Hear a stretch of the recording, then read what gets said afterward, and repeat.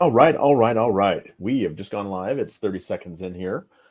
So we have our second game to post for the quintessential Quail Cup. I did play my game today, which was fun. I had a good game, and we can talk about that later. So this game is in a Forces of Abyss matchup versus Trident. So we have Kyle Peach versus Chris Bellows, two great players. So I'm very excited for this matchup as we get a chance to see the Forces of Abyss Titan style play and the Forces of Nature Air Elemental style play. So I think that's going to be really interesting to see these two tough lists go up against each other.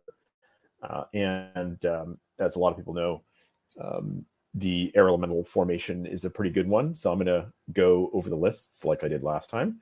Again, I'm not going to post the lists in the stream. Just you guys can see the models on there, so I'll call them out. And you guys can check the lists in the Facebook post if you wanted to see that then. And I hope you guys enjoy. So let's talk about the Forces of... I'm sorry, the Trident list, not the Forces of Nature. So the Trident list, this is Kyle's list. Just give me 1 second here. I'm going to pop this up here. So he calls it still the best rule. I wonder if he's one talking about Ensnare. I absolutely love Ensnare. And it's got a great formation as well in Trident. So my list also is playing with the Dam Busters. So if you wanted to get a chance to see how they work, this would be a great opportunity. It's going to be interesting to see how he uses some of his units. I played my list a little different, but that's great because we want that. We want a little bit more diversity in the game, especially Trident having so many different mechanical ways to play. It's a very technical list. It needs to use the table as much as possible. So you can see that Kyle got the top part of the table. In my game, I didn't stream my game, but I did take photos. But I ended up taking the bottom left-hand corner. I was forced into it, so I ended up taking this whole bottom left-hand corner, which is opposite of what Kyle is doing in this particular case. I don't recall who won the roll-off, but I think most players are taking top in this scenario on this map. And this is QVAR5, and all of the QVAR lists are in the terrain tab inside of UB. So if you wanted to use any of the lists there, you get a chance to check them out. I think they're all quite dynamic and will expose players to different techniques of playing the game. I looked at all the maps and they're all quite interesting in creative and technical play. So the more technical the list, the more interesting the terrain starts to become. Also, with these kinds of lists, you may notice that, or with this kinds of terrain, you may notice that it's a little bit more challenging to get a max score, get the max attrition or even max scoring. And if you take a look at them while they're deploying, and you can come back to this as this game is being recorded, you can come back and take a look at how all of these deployments are going. You can see where they put the tokens. So they got 4 tokens on the right, which are pretty symmetrical, and then we've got these 3 on the left, which form a little bit of a triangle. That makes it interesting. We played it in our game that each player had 3, and then the center one was in the center. So I thought that was kind of an interesting way to attack it. And I ended up putting, in my game, I put 3 on one side, and he kind of spread them out, which made an interesting game. I wouldn't be surprised if this is how they did it as well. So you got 3, and then 1 token went down. So whoever has the advantage gets 4 tokens effectively, goes first, and I let him do that. So let's take a quick look at the lists. Over here on the Trident, we see 2 River Guard. So I used River Guard as well. So I think the River Guard are starting to come into their own. I actually used the fighting combat ones. He went with the javelins ones with the 12-inch and piercing 1. They also have steady aim, and they hit on 5s though. However, so for me that's just not enough. But it is 12 attacks. So now let's say this: there is something to be said for having ensnare, finder, fly, nimble, and being able to shoot 12 inches. So you can probably play 4 of them in the center and have some chaff, like the jumping ones, to jump over your line and protect them, and things won't die very easily to those. And I know that firsthand to the standard River Guard, the combat ones. So the tree leapers is what they're called. So anyway, he's got 2 of those. They don't have any items. They're about 160 points each and 1315, but with ensnare, that's pretty solid. Actually, 1315 ensnare is a solid number. They are defense 3, which is kind of the weak point. Just about anything is going to hurt them. So like even something that loses 1 thunderous and it has 2 thunderous, 1 thunderous is still going to be wounding them on 2s, and I think that's where it kind of gets you if you're trying to use them defensively. That 4 would be fantastic of them for their point cost. I think they can afford to have 4, but they're still pretty fantastic with being able to be speed 7. And I think these are just an underused unit, and it is a challenging one to use. Tom used these guys on me in a whole army a couple years back, and I've kind of loved the concept ever since. And I've dabbled with him, Tom Ennis, that is. And so the depth horrors are the next 2 units that he has. He's got 2 hordes. One has Horn of the Drunken Ram, so basically it's Thunderous Charge in addition to his CS1. So depth horrors are CS1 hitting on 3s and have 18 attacks. Their big challenge is being a defense 3 unit. With their high nerve of 1618, they don't go down easy, but really anything almost wounds them. Any unit is going to wound them on 2s that has a CS1, and that's pretty common, I'd say. So anything that's going to be wounding them on 2s. So most of their damage is going to go through if you can hit them. So then the question is if 50% of their dice are hitting, and the rest of them are pretty much going to go through, unless it's on 1s, they're going to take that damage. And that's pretty much how I deal with them if I'm ever fighting against them. They do have Ensnare and Fury, so they're pretty much going to stay fighting. So they're really great units if you have a big army. So if there's a lot to deal with in a list, like Knuckers and Eternals, maybe even a Kraken or something like that, you got a lot of units to deal with on the table. It becomes a debate whether you can wait to deal with these later. Shooting them, you're usually not going to take them straight off, because you'll need to do upwards to 8 or 9 wounds just to get them to 7s on a test to waiver them. So it's really not that hard to use. Their weakness is that they don't have Pathfinder, so they have a tendency to need to be in terrain, but they themselves are not good using it, right, or dealing with it or being in it. So they're a counter-striking unit if you look at it from that standpoint. Let's move on. Dam Burster. He's got 2 Dam Burster units. One is got the, let's say both, no, just one has the Poison Frog. He's got no items on his, but he's also got Regiment form. So they also have the Sticky Tongue rule, which is in effect a 12-inch enthrall with 3 dice on the regiment and 6 for the horde. I run the hordes, but there is a lot of solid use of the Dam Bursters. They can jump, and they have nimble and strider, so they're effective, a lot like a berserker regiment from ogres, like an ogre regiment. So you can use them, create quite a bit of stir, block something, and then they don't die necessarily. They often can get wavered because they're only 12, 14, but they won't necessarily die. They don't have Ensnare, which is their which is a big gotcha for them. So at 150 points, it's a little bit more than I want to spend than perhaps Berserkers, which I think are 15 attacks hitting on 3s. So this is kind of in the same light. It's more of a penetrating type of unit with Strider, where a Berserker unit isn't like that, right? So it hits on 3, hits on 4s in cover, and then it's not super high penetrating with CS1. These guys are more CS1 Thunderous 2. So the potential of damage is probably closer to 4. And I give them the Poison Frog for brutal, so it's going to be 5 wounds if you attack something that's tough, or 4 wounds plus 1.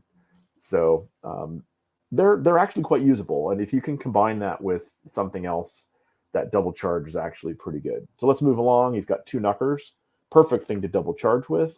They're 13-15 on the nerve. They hit on 3s. They're speed 9, so charging 18. They have 6 attacks, and they have CS1, TC1. So it's a lot like an efficient beast of nature on the ground. Yet it has Pathfinder and Ensnare. So that gives it the ability to hold up. Maybe it takes 2 turns to kill him on the average, generally speak. Sometimes you can one-shot him, and if you don't roll high enough on the second time, maybe you'll not break them on the second go. So that's how I use them, trying to stall or weaken my opponent. Okay, so then we have the Naiad Centurion.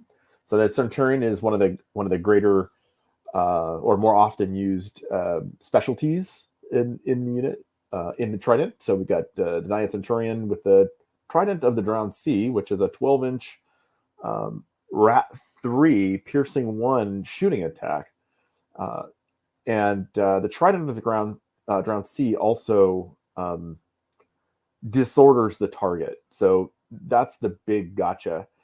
So now I personally use this when I play this unit. I use the levitation boots, so he can move 12 and shoot the Trident.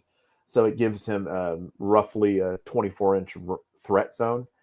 It may expose him, but you can shoot at targets that wouldn't be able to hit, and disorder them. So things that are in the woods, or etc. Things that we're counting on doing a lot of damage. Taking away Thunderous is a pretty common one. So when you can combine that with a number of other techniques in the list, the Naiad Centurion is pretty solid. And with the Trident, it's about 140 points, I think, 140 points. And then adding on the boots would be another 30. So it's a little bit pricey, but I've just enjoyed it. And on top of that, Centurion is a defense 5 with CS1 and Snare. So with a 12-14, that's even better than the Mythican, which is 11-13. So, and he also has a regeneration 4 up. So believe it or not, the Naiad Centurion is pretty solid in this condition. It can be used almost in the same way like a Mythican. And in both cases, does it hit on 3? And it has, in both cases, the Mythican and the Centurion, they have 5 attacks. So the Centurion is just a little slower because it doesn't have the wild charge mechanic, but it does have Pathfinder. So again, it can be a really good choice to actually go with the Centurion, because there's not really that much difference between them if you go without the Boots of Levitation. Let's move on. He's got Ector. So the game is already moving along here, and I'll get on to what they're doing shortly. But we have Ector, which is a great centerpiece to any Trident list. It just holds the center very well. And when you're looking at turn 4 and turn 5, you're looking at objectives, scoring, and the Wind Blast becomes a very dangerous proposition when you're dealing with being in the right position at the right time. You end up making gambles. Do I bother to hold back? I could get blown off if I went first, if I went second. Do I get blown off the objectives? Do I risk that? And Ector can be a real problem and he can hold up really tough things, especially dragons and all kinds of stuff, titans, because they don't have a high attack number. And so he can, with a 14-16, he can put up quite a bit. I mean, a 12-14, he can put up quite a bit of resistance with phalanx and ensnare. So being in cover, maybe defense 6, Hector is fantastic with the wind blast. Almost an auto take for me. It's 165 points. There's a few lists where I'll drop him, but in a lot of my technical builds, I will use the wind blast to push units away from me, as I'm often debating over a 3-inch area on the table. So Hector can easily blow something back 4 inches every turn with 4 wind blast dice. Sometimes you'll get 6. Like, it'll happen every once in a while, blow something 6 inches back. And then it also does damage, that wind blast. So moving along, he's got a few more units like the formation. So we have seen the formation a few times before. It was at Masters quite a bit. So it's called the Hidden Ones, and it's got 2 Thule regiments, which are 170 points each. So they get the Pathfinder rule with the formation, and then they have Inisha, which is one of the Hidden Ones. She's a Mythican that gets you access to the Aura Thunderous Charge for only the Thule. Well, it's cephalopods, so there's other cephalopods you can use it on, but from what I looked at in the list, he didn't have very many cephalopods on the whole.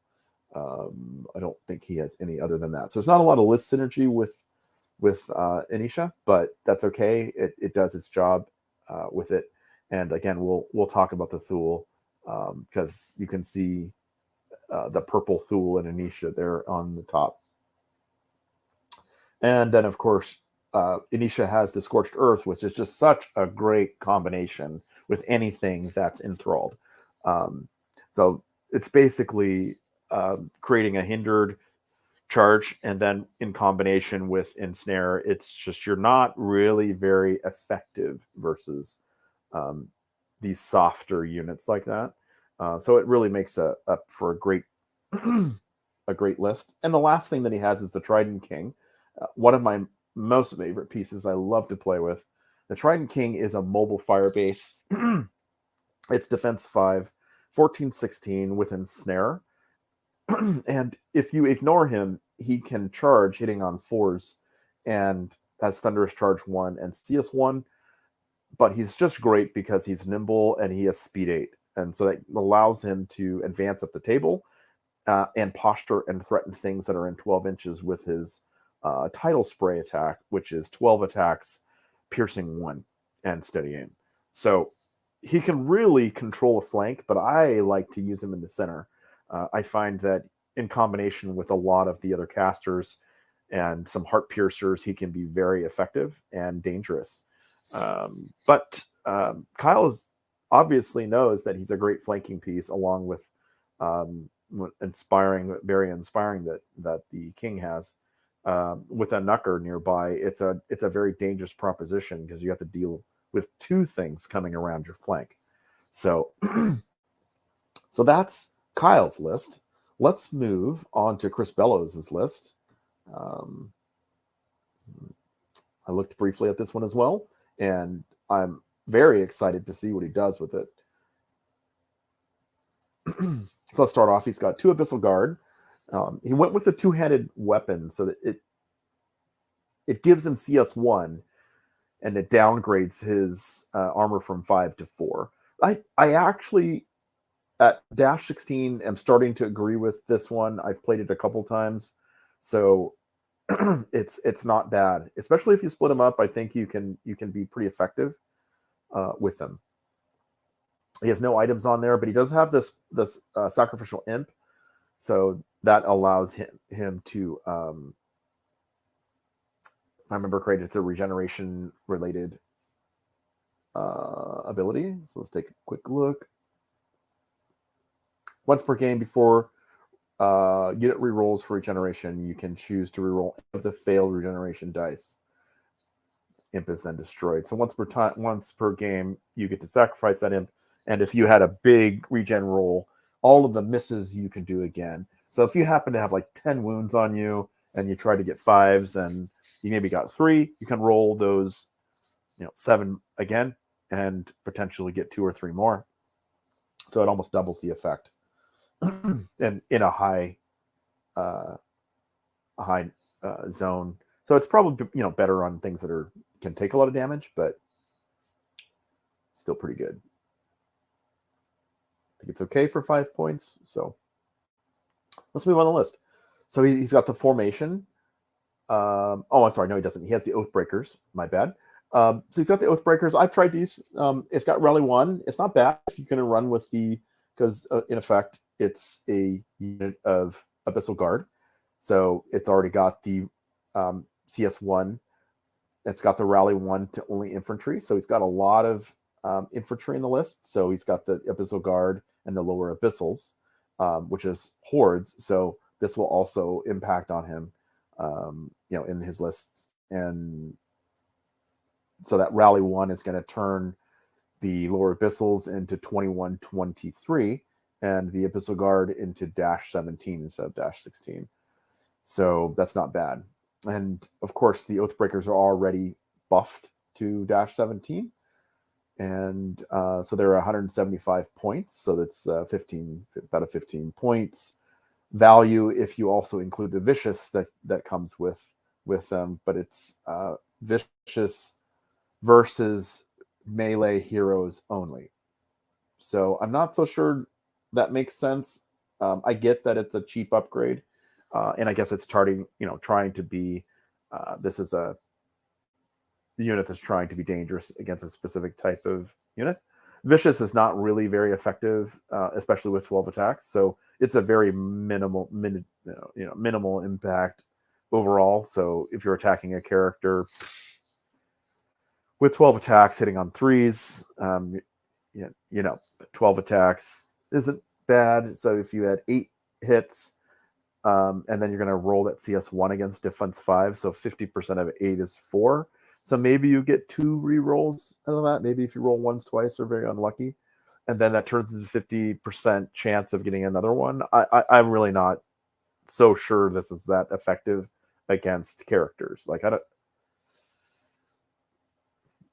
no idea what they were thinking there, really. It's a fun piece. He's got 3 gargoyles. One of them is Basuz's Brood, and he's also given them the Helm of the Drunken Ram. So that makes a pretty dangerous gargoyle unit if you ignore it. They hit on 4s, and they have 10 attacks. So this would have CS1 and TC1 with 10 attacks. So 20 attacks hitting on 4s and likely wounding on 3s, depending on if you're defense 5 or not. So that's a pretty interesting one, and those are at the bottom left-hand corner, right behind the Titans that are on the left-hand side. So that's a really interesting discussion here, and I'm really interested in what he's doing with his model sizes. So we'll discuss that shortly. So I'll show you. We'll discuss this briefly. Make sure everybody understands what's going on here. So he's got 2 Croniuses. So Croniuses are monsters, for those that are not aware of it. Monsters are on 50 bases, so they're pretty decent. They're speed 6. They both have cloak. I mean, the Cronius has Cloak of Death. It's crushing strength 3, Strider, and then of course it's defense 5. They do have 6 attacks with a die 6 bonus, just like most giants. And then it's -18, which is the great part of them. It's pretty good to not be wavered as a giant. Now, being a monster giant at that as well is also really good. They're 225, so it's a little bit more than the average giant. Well, I mean, let's say I thought they were about 200, 205 or something like that. I can check, but yeah, so it's a little bit more expensive, but it does have the Temporal Ruptures ability. So for those of you who haven't run into the Temporal Ruptures, for damage the Cronius causes in melee, it can remove opponent damage from a core friendly unit within 6 inches of the Cronius to a maximum of 3. And then the big gotcha here is that the Cronius can't do it for itself. And I think that's what probably holds the Cronius back a little bit, is that it's really only for everything else. So it can't heal up its own wounds. So it's kind of where I think some of the Abyss players are trying to make sure that they are massaging this appropriately.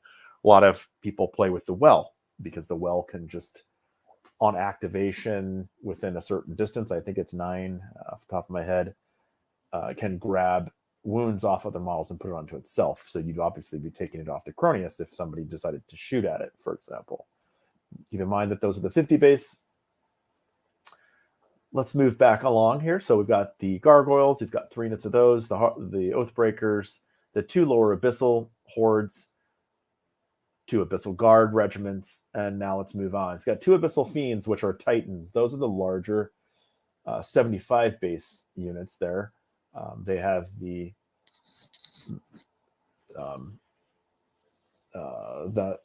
horned skull there, and they're red. So he's got 2 of those. That's great about those is that they're speed 14 charge and 8 on 3s.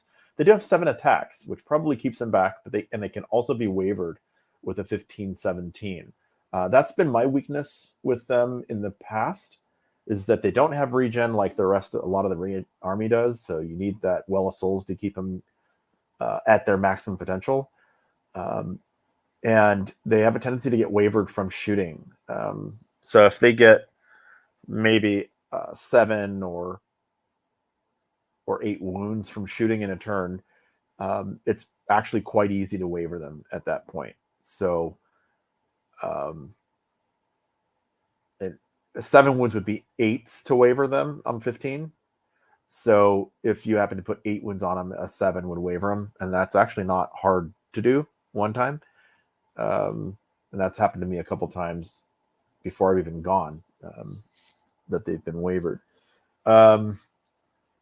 But yeah, I mean, it's a pretty good unit. It's got Vicious, hits on 3s, and it's Brutal, CS2, and Fury. So it's really a super effective unit for 175 points while being able to cast Fireball 10.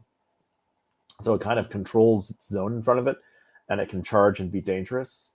And it seems to be quite beneficial if you happen to be using Cronius nearby. So, and then lastly, he's got 2 Warlocks. So 1 Warlock has Amulet of Farheart, so it's got Firebolts as standard, has Bane Chant, and in this case, this additional spell he bought up to Blood Boil, which is really fun. So like if you happen to have a lot of damage on a target and you Blood Boil it, that damage turns into the attack numbers. So against hordes, that's a pretty good tool. So things that are pretty beefy, you can use the Blood Boil on them. The other Abyssal Warlock has Wand of Borrowed Time, so you can actually do the same thing. In some effects, you can borrow from the turn ahead and not cast next turn, and then do an additional spell on a different target, if I understand how that spell works, that item works. I've used it one time, I think, in all of this, and I felt like I could have used the points better. Immediately after casting a spell, a unit may cast a different spell, that's right, excuse me, and must choose a different target. So as soon as I saw that, I was like, okay, I can't combo on them with 2 spells. So, but yeah, and that's the thing is next turn you can't do any spells. So maybe you're going to charge. It's okay if you choose to shoot instead. So you can keep shooting. That's okay if you don't want to do another spell like Bane Chant or something. So it's not horrible in that regard. So Warlock might be one of the better choices for that. It's okay. So that's that list. So that's 14 drops and a 26 unit strength in Chris Belos's Forces of the Abyss. And Kyle's Trident list is also 14, but it's a 23 unit strength list. So there's a little bit of advantage there. And Kyle has a little bit more of a challenge because not all of his units score like Chris's does. So now we have Anisha that doesn't score, we have Ector that doesn't score, and the Centurion. So that's 3 units out of the 14. So he's got 11 scoring units. But a lot of his units score pretty highly. So we're looking, I mean, we can see that it comes down to a 23 out of the 11 score units that he has. And so, in effect, the Forces of the Abyss list has a little bit more. So let's go on to the game. We talked a little bit about their deployment and Kyle getting the top and Chris getting the bottom.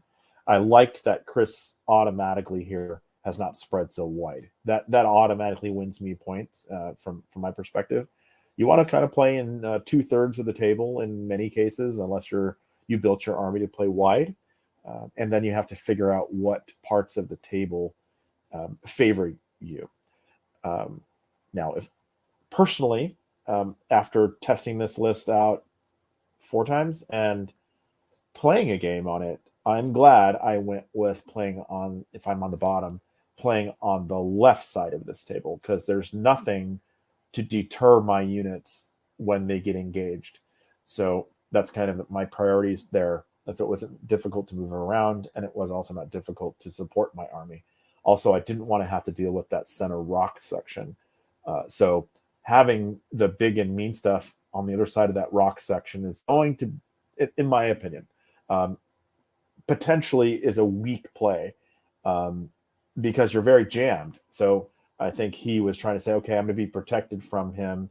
Maybe he's got shooting. Maybe he's got some things I need to protect from. So Chris is trying in something interesting, and we'll see how it goes. As we can see already, though, that Chris has exposed his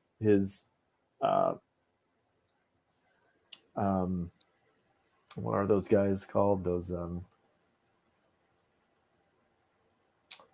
abyssal ghouls, and they're already been triple charged, so that's going to go down.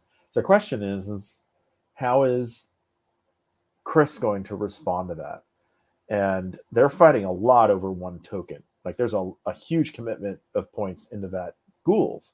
So the question is, in my mind, how is the damage going to be dealt to? So the first unit there, those are depth horrors on the left. He's got the dam bursters, which are right there in the center, and then he's got a knucker, and then he's got some.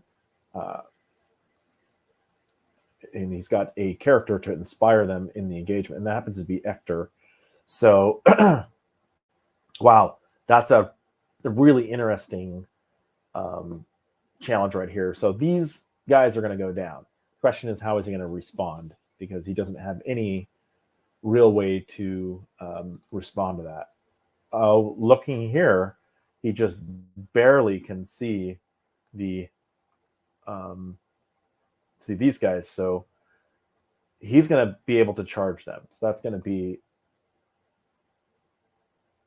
a pretty good play. He's got to hope he doesn't snakes, right? That would be pretty catastrophic on the right-hand side. And it's only, I mean, the pretty affordable unit, so I think the Horde is like 130 points. So it's not the end of the world for Chris, but it's pretty sure a compromise.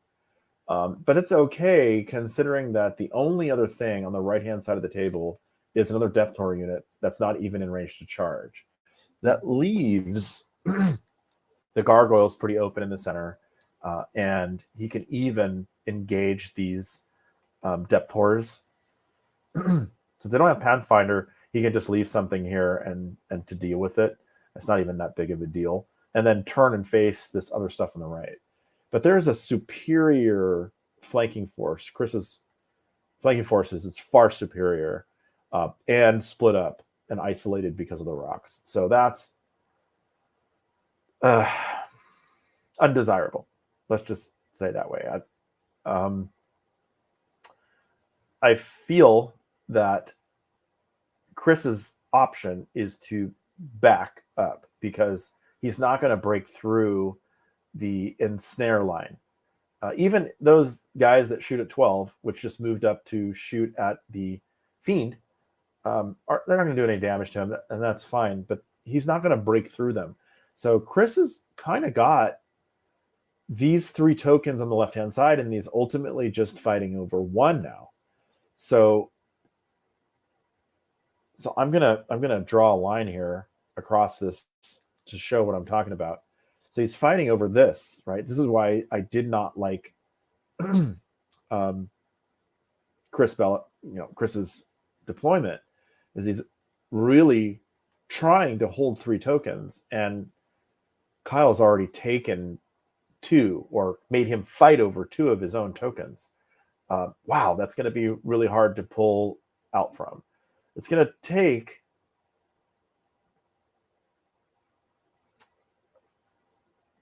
what does it look like here? So the first thing is he's going to need his gargoyles to hold off and shield the charge and deal with the Knucker and the Trident King. And he's going to try to put as much, the King's going to try to put as much damage down as he can, so he can force the nerve tests, whether it's a waiver, so he can't respond, right? Even if he doesn't kill him, he can't respond. And every piece that's down on this left-hand side is a huge factor. Really, the Knucker needs to be blinded so it can't see other things. So he needs to figure out how he can do that. So the Knucker can't charge targets. The Knucker can see all the way down the line. So you have to look at this from the standpoint as what potential threats is this guy going to be looking at? So looking at this down the line here, obviously that's pretty far. I mean, Knucker can get 18, so he's not going to go past these rocks. But if this Knucker is in his back line on turn 4, this whole formation is in trouble in the center. And so that's what he's trying to do here. So really, he needs to bring these gargoyles to stop this from happening by bringing them in here. And maybe Fireball from this line can really bring some of this stuff down. I mean, hopefully the breath attacks and Fireball and all that can really do some significant damage. Trident King can be wavered. It's a 14-16. It's not going to charge really because he doesn't have a lot of support just yet. So it might charge around turn 3. This is an interesting game. I would have liked to have seen, if I was playing this, I would have had my core fighting stuff here in the center in between this section right here. I would be wanting to run down the hill with one of these Oathbreaker units or these guard here and see if I could have trapped him on this line in the battlefield where I've got this 56 inches here, so that I had control over these tokens and we were fighting over one of these 2, right? So you have to end up wheeling to get this part of the board to win if you're bottom in this particular placement. So yeah, so I feel like Kyle got the better advantage as far as this battle line, which Kyle doesn't even have to attack really. He can just keep punishing him until he makes a mistake, because he's got to get out of this right here. He's only got these 2 tokens. I mean, irrelevant of how many models and how many fights, you still have to get the tokens to win. And since this fight is over here, Kyle can lose all of this stuff over here on turn 6, right? And by turn 6, if all this is finally dead, he's still shielded this 1 token over here, which is technically his. This is technically Kyle, Chris's, so it's like, geez, wow. So let's see what's going on here. Like, we're seeing, I'm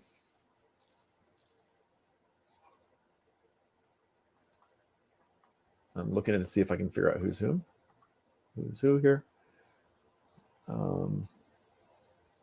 So Kyle is Cobalt. So Kyle is rolling, and he just took off the, and now he's repositioning here. I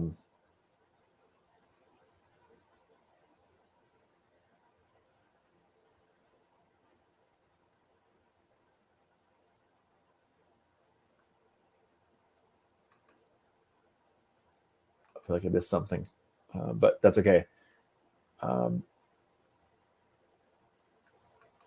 So we'll see how this goes over here on this right-hand side now that he took that unit off. All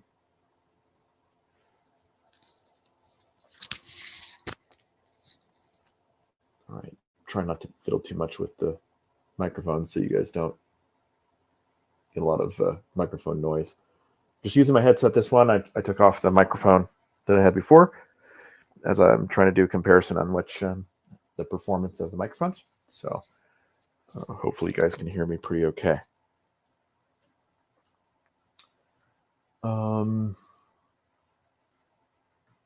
Now this is looking a little bit challenging for Chris.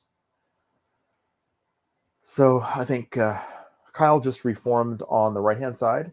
I'm a Trident player, so obviously I'm excited for Kyle. But I'm also an Abyss player, so I took Abyss to Masters in New York. It was 2019 or 2020. I don't remember when. 2020.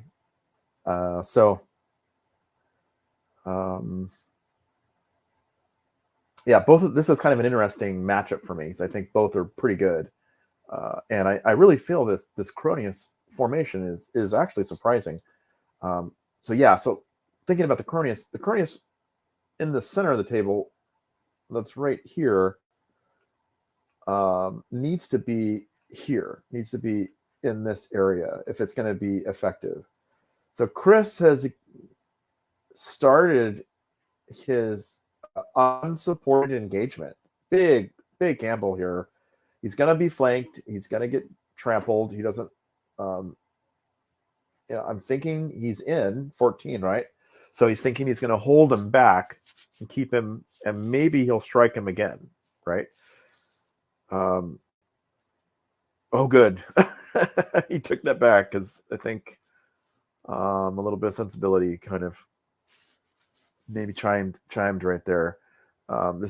He's got a little bit more of a defensive game that he has to play. So, and I think that shifting gears is often tough for players when they built themselves an aggressive list and they want to hit hard.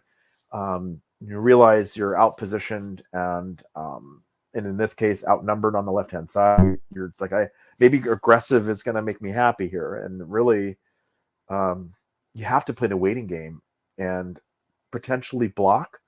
But really, it's all about trying to get a flank. And if he can attack you and you don't lose anything, now you can flank him. So that's really what I think needs to be planned out here. He maybe even needs to back up, right? I think that's a horrible situation he's in because he's outflanked on tokens that he was hoping to get.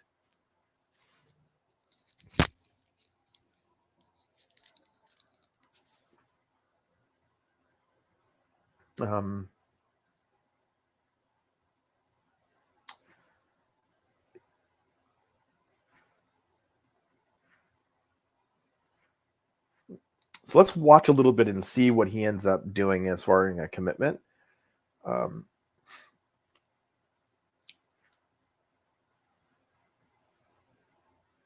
So keep in mind here, this is going to be difficult for him to reform. And that's where I think the Knucker is going to be quite advantageous. So I'm hoping that he backs up in this regard, in this one. So I think that's the play as you fight this out. I think both of these are probably going to do about 6 or 7 wounds, maybe 8 if they roll well. And let's say it gets him to 13 or 14 wounds. He's already got 2. So this, I'm pretty certain the horde is going to go down. So the question is, don't block yourself with these, with the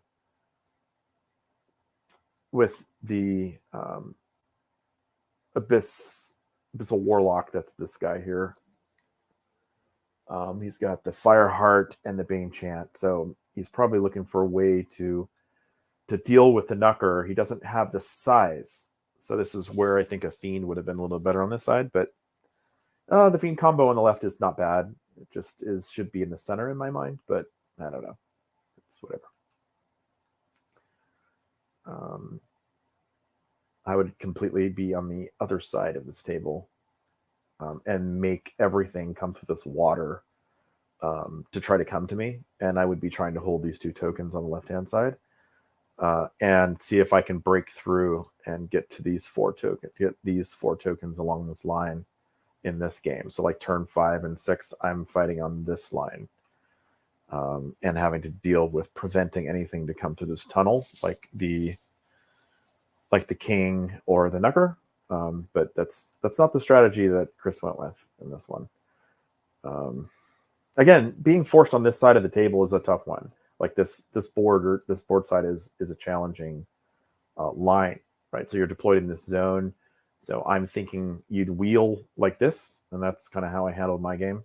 And then I tried to take the tokens in this zone. My tokens were a little bit different space, but ultimately they're about the same. I mean, all the tokens are pretty much going to be in this meaty area here, in this meaty section.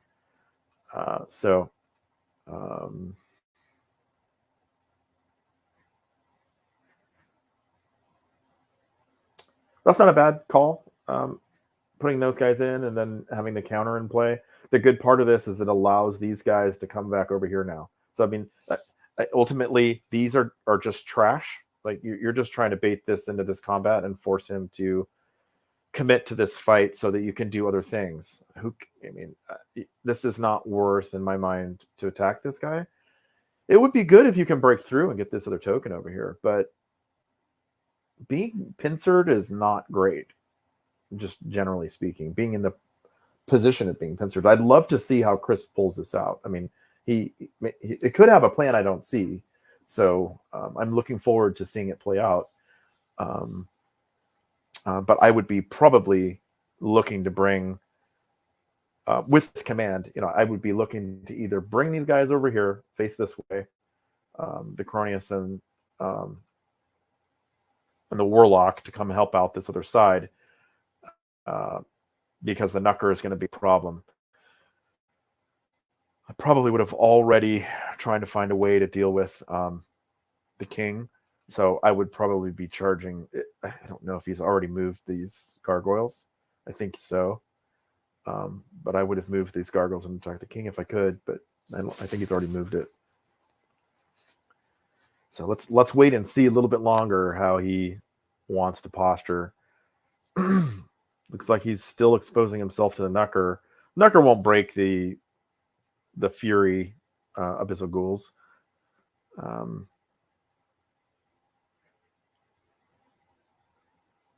It's a very delicate posture. I mean, you might even go this way with those guys, but I don't know. I mean, it's tough.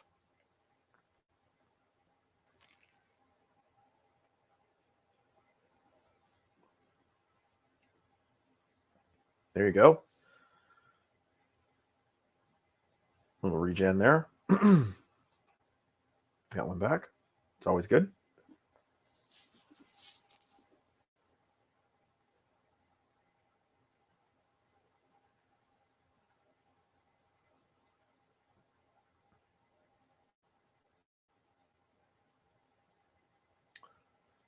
Yeah, so I ran up against Ben Stoddard's Forces of the Abyss at Jackalopes this year. So I think there were 16 players at Jackalopes this year.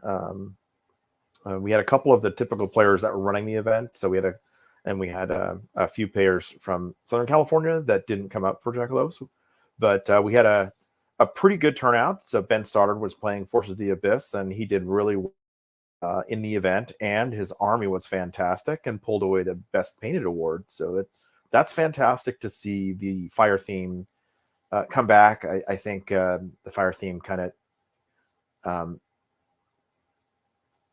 didn't really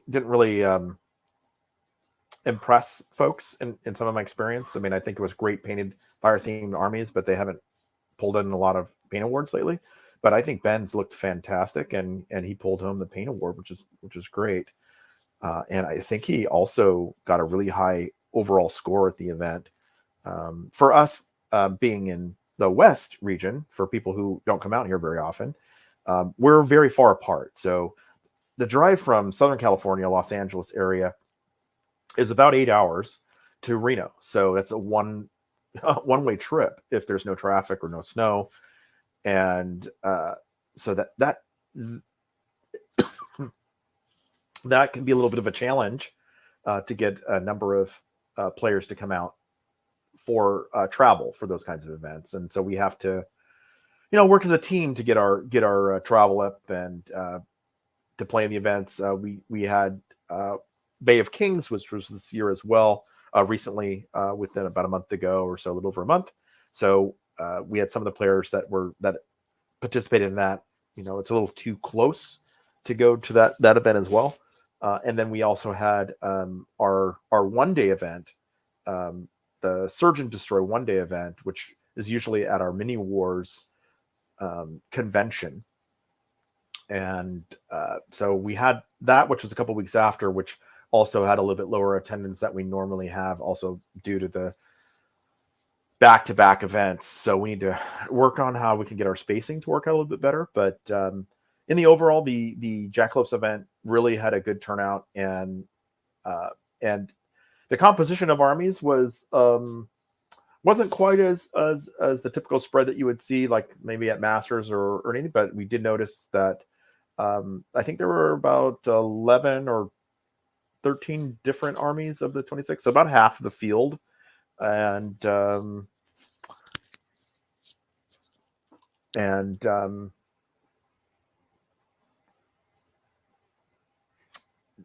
most of the lists were focused around the flying mechanics. So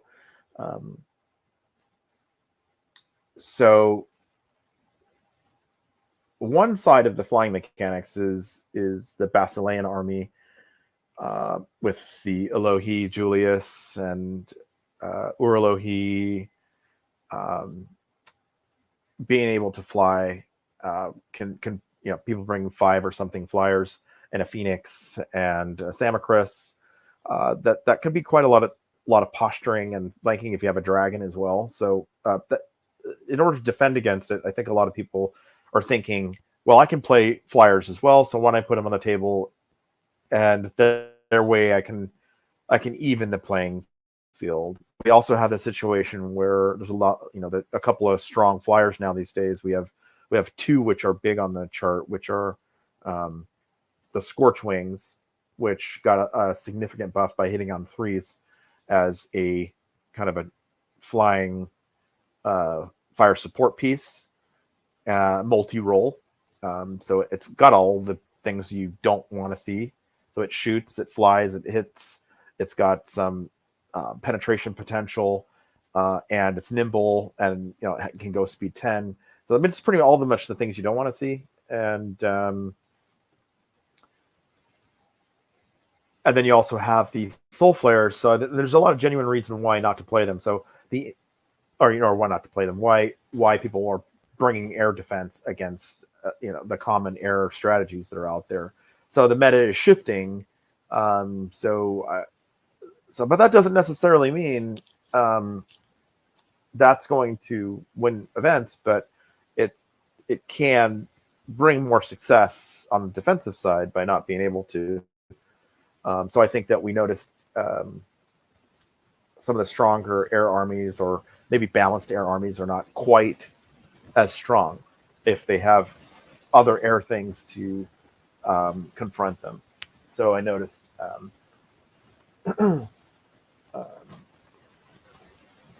that some of the typical armies weren't quite performing quite as well in Jackalope than we would normally. But times and conditions change, and people. So there's some thoughts there. I took an all ground army and did seemingly okay with that. So don't think you need to have the air defense in order to play against it, but I do see the alpha striking fun that a number of players have a tendency to get on with. Find fun about the game. That's good too. There's nothing wrong with that, by all means. Chris is obviously challenged with how to present himself. He needs to block flanks, right? So he needs to figure out, how do I prevent my fiend from being killed on the return charge? So obviously he's trying to figure out whether it's a flank would be fruitful, or a block the king, The king could see over everybody, so you either attack him and take his thunderous away and prevent his shooting, or you ignore him, one or the other. So you either deal with him or you ignore him. He also has regeneration 5 up, so that can be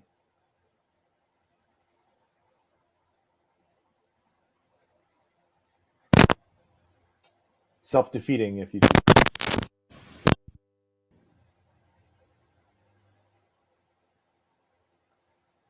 Yeah, this has been a little bit of a challenging turn for Chris, I think. He might already be, 6 or 7 minutes into his time clock. On this turn, and he hasn't even started rolling any dice. Usually, if you spend more than 15 minutes on a turn, that's kind of eclipsing how much time you'll have at the end of the game. So if you look at the time clock in 6 turns, and you divide that by how many turns you have and spread that out amongst your 6 turns, you don't want to take any longer than 15 minutes. So your first turn, if you can keep that down to 5, you'd be in good shape because you'd be saving 10 minutes across the rest of your clock.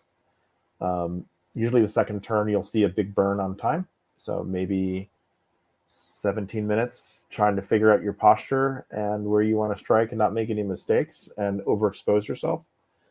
And then there's probably a lot of rolling that starts to happen. And if you have a lot of die rolls, a lot of units are attacking, shooting, and then vicious rolls and elite, you're going to notice that your time clock can go pretty quickly. So there's a delicate balance between not using any of your clock. And, if you have 15 minutes on your clock over, I think you can afford to make a more challenging list. Like you can step your game up and try to use more time on your clock if you feel like you've lost the game and you have a lot of clock time. Like that maybe there's some potential to put something in it that would make the list a little bit more effective. Often something like a little bit of artillery can put some pressure on units and force the opponent to do something about the objectives instead of thinking the game about how to kill your opponent, which is important because that's what comes to deployment. But a number of players play the game having an automatic deployment style, and the game is not chess in that the board is always the same. The board is going to conflict with that. Like in this particular case, there's a big rock section in the center of the board. There's a lot of reasons why this is a problem. So with that in mind, if you have a static center strategy, this is going to cause a problem with that. Imagine this was a dominate scenario and you had to start off on one of the sides of the others as an example. So this is going to be one of the reasons why to think about not building a static strategy when building your list in your mind. Conceptually, it makes it easier to build a list if you have a static idea. But I think it creates frustration when you can't employ your list as envisioned. My advice is going to be build in packets, like try to find things that work together, like things that synergize together and can be effective together and work as a team. And Kyle has a pretty good idea what's going to work together. You can see his army is working in packets. Where the inspiring is usually a good example of that. So like on the right-hand side, you see Ector supporting the right-hand attack. So that's going to be one packet over there. On the left-hand side, you see the Trident King along with the Knucker, which is also a fantastic choice. I wouldn't be surprised if he often runs another Dam Burster regiment with that combination, just to put an additional level of pressure there. And he just runs everything up the center. But again, we're looking at that wall and the tokens, right? So I can see why he deployed the way he did. I mean, it makes some pretty good sense.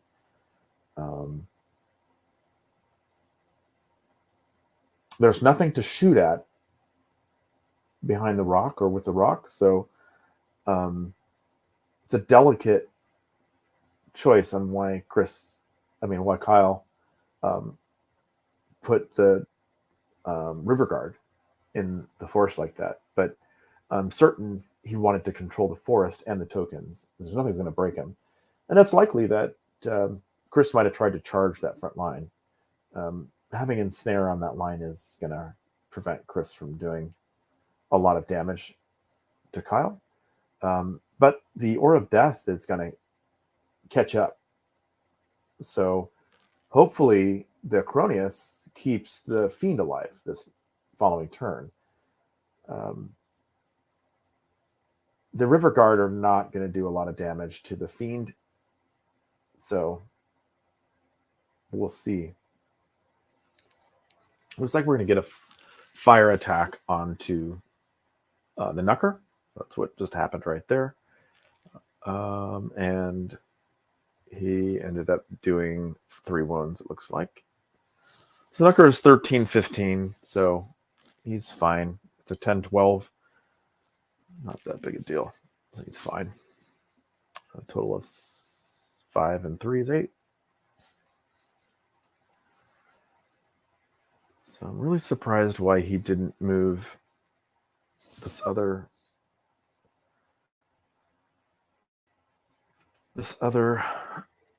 Basu's Vile Gargoyles. Helm of the Ram. I mean, he can't. Oh, so he definitely can't attack him, but the king can. The king goes 16, so he's just out. So he must have seen that. It's pretty close. Yeah, so you can see that 16 inches. Back out. Okay. So you saw that. The king can shoot, so he can. They're only 10-12. He can waver them pretty easily. So not really sure about that.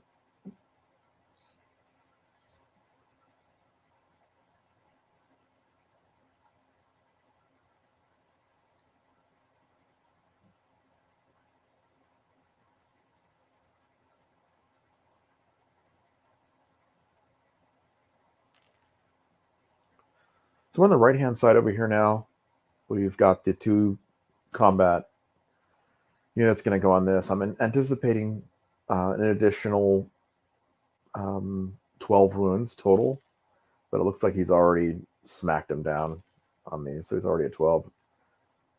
14? Okay, so he did get to 14. That was my guess. They tested on him twice and broke him. So, all right. So he's going to overrun with that one. And I guess he did charge in there. That Knucker is... I'm like, what are you doing? That Knucker isn't horrible to get a flank from that. It's not the end of the world to take that charge. Especially since he's a dash. 14, hitting on 3s, and wounding on 2s. Okay, so that's probably closer to 8, 9, 10 wounds. You don't want that on the dash 17. Still will survive it, I think, if inspired. But I can see how sidestepping might be the decision here. If he goes too far, though, you're going to be looking at him getting the Knucker flanking the other unit. So it's kind of move over and turn the other one. So it's fine. Or sidestep again. So you just close the gap. There you go.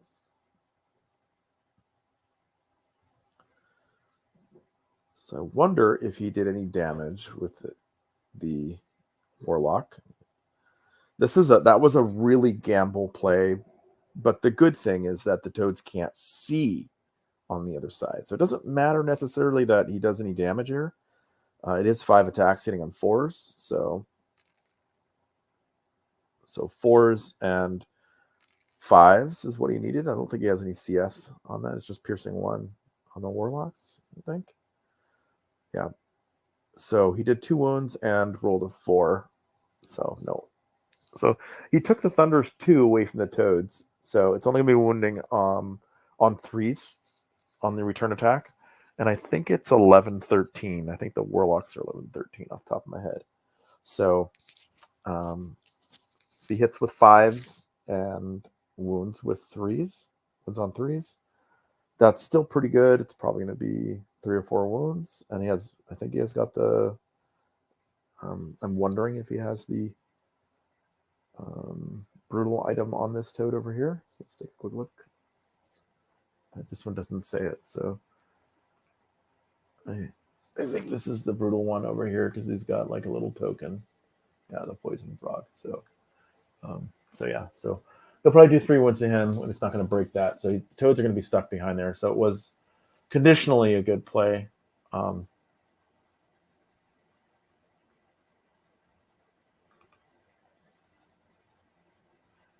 I still feel like Kyle has the advantage because he's preventing him from getting to this token. So really what's going to happen here is Ector is going to engage him and pin this guy for the rest of the game. And the same thing is going to happen for this. The Toads are going to kill this guy and eventually going to combo charge one of these 2 guys and kill it. And then one of these 2 are going to go down. And then whatever's left kills the second one. And it might be turn 6 or 7 when that happens, depending on how this Allure Abyssal comes in. So that's kind of the forecast on this side is Chris doesn't break through over here unless something really bizarre happens because of Ensnare. So on the center,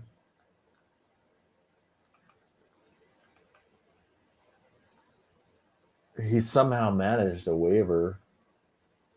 6 wounds. He did 5 damage. Like, he must have rolled crazy. I can only imagine he rolled crazy on that.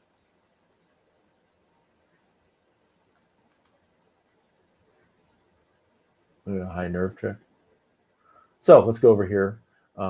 Cronus is getting attacked. So it's getting flanked by the Knucker. So the Knucker just ignores all the terrain and stuff. Knucker's got 6 attack, 12. And then he's TC1, CS1. So it's 3s and 3s with 12. So it's about 50% of the damage is what he's going to do of his attack. So expect 6 wounds. It's a dash 18. So that goes down to 12. 12's not enough. So he's going to have to attack from here. So as far as I know, this is Anisha. No, it says Aquamage here, but I'm guessing that this is probably Anisha because he doesn't have. I don't see where his character is. The other one. This is it. Okay, there's the Centurion right there. So, like I said, the Centurion is dangerous if he charges because he's fast and he can hit, and if he doesn't one wound, he's going to trap this guy in combat for some time. And he's even better than the Mythican because he's defense 5. So this guy's stuck here because he's got 7 attacks. So I'll go into that. So he hits on 3s, 4s because of an ensnare. And then, so half of 7, 3 or 4, depending on how he rolls. And then potentially doing CS2 to a dense defense, so 3. So 2/3 of those 3 or 4 wounds is going to be 2. So he's going to do 2 wounds to this guy, and he regenerates 4 up. So he's just going to stay there with him for the rest of the game. That's Kyle. Good job. And we already know that you can't disengage. Well, you can disengage, but you can't withdraw. So being on a 90 base, he could, a 90 base meaning turning 90 degrees, a square. He can try to turn and get away from it, make a 90-degree turn and get away. Super unfortunate right here in the center for Chris. And Chris is going to hang on over here, I think.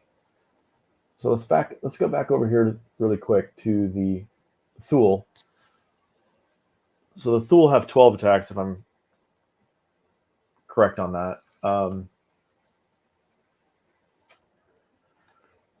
So if they hit on threes, Pathfinders, they're going to ignore this, and then they have Thunderous Charge 1 if this is Anisha, which I think it is. And so this is going to be winning on 4s. So 12, 1/3 of that is going to be 8, and then half of that, because of the armor, is going to be 4. So it's 4 wounds and then 6 wounds. So 10 on this guy. So it's going to be 8s twice on the Cronius, which he'll probably live through. Right? And the same thing with the Abyssal Fiend. It's probably going to live through this because he's going to likely take 4 wounds in the front here, and then on the flank he'll probably take 4 or 5. So it'll be probably like 6 wounds, 7, 8 probably, and he's at 9. So if it's a 7s twice, so 15, 16, so it might be 8, 6, 8. So he'll be wavered at the end of this, which is pretty bad in this situation. And the Cronius will be able to absorb some wounds off him, keep him going. He does have Fury, so that's good. The Abyssal Fiend has Fury, so you can keep the engagement going and potentially take this Thule down. So he's trying to get the grind going here, and I hope this works for him. Like, this is a big gamble, but he does have this guy still back here. And it's really interesting that he committed so much to this, because really this is kind of the big play. Oh, well, we also have Anisha, which is basically a Mythicon, which if he's not being chanting or doing any of that stuff, then it's going to attack hitting on 5s. Probably 2 wounds or 1 wound. I don't know. Depends. It's CS1, TC1. So potentially 2 wounds there. So that might end up being a 4-6 instead of a 6-8, depending on how the die rolls go.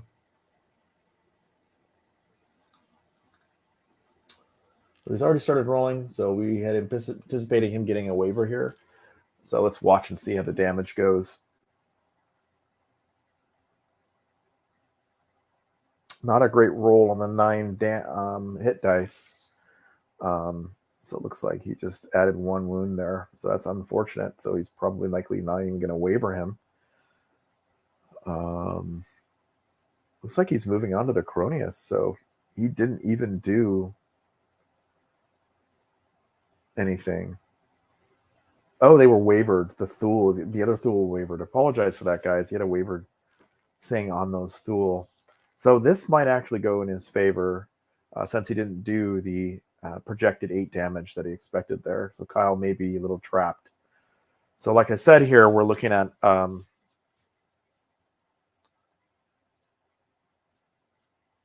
I missing something here?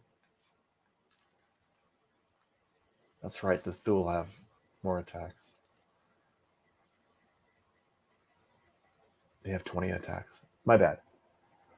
20 attacks, my bad. Not 12, 20 attacks. So 20 hitting on 3s instead of 12, right? So we'll see how this goes. Yeah, he's already at 14, so that definitely scales up the damage. So we had 6 from that side, and then 20 attacks, probably hitting with 12 and wounding with 5 or 6. So 10, he had 1 wound. So looks like you already went over the chart there. Oh, he did. It's on 14 dice. He had 14 hits. That was pretty good. A pretty good roll on there. So he needed that. Like, that was a pretty big deal. Let's get back to this 20. I don't know if I can go back to it while they're rolling, but there's that 20 roll there at the top. So that's a big deal. So it's hitting on 3s, so 14, and then that 14 needed 4s, right? So it was 9. So that was a big deal. And then Anisha came in there, and then Nucker came in with 12 attacks. Nucker didn't do that much, and it didn't break it because he actually rolled bad. He rolled a 2, or 3, I mean. So he missed it by 1. What a bummer. What a bummer. Kyle is screaming right now. I'm sorry, brother. I'm sorry. So yeah, so good for Chris. I mean, yeah, if you're on the Abyssal side here, good for Chris for hanging in there. He can try to take some of the damage off the Fiend, but he's got a lot of damage on himself. So this is where the can't heal himself. That's where we talked about this. Is he can't heal himself. That Knucker's got him on the flank. Oh man, let's see what he can charge. Nope, he can't charge the Fiend in there. He can burn the Knucker down, but he's in cover. He can flank the Knucker with 20 attacks hitting on 4s. But that's wavered. So that would leave this guy here to fly in. That's 18 inches, so he could fly in and kill the Knucker. I'm pretty sure that would kill the Knucker. With 20 attacks hitting on 4s, that'd be 10 hits. And then CS2, so it's only on 2s, so 8 wounds. He's already got 3. 8 and 3 is 11. It's a 13, 15. So I'm pretty sure that would kill it.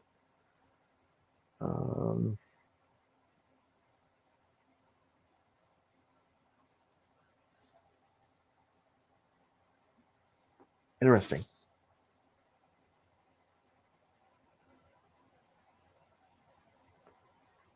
So Kyle killed the other gargoyle unit, which was expected, and then he turned appropriately to make sure that anybody that charges him ends up in that striding, and then he's got flanks prepared from the mini Damburster unit with Brutal.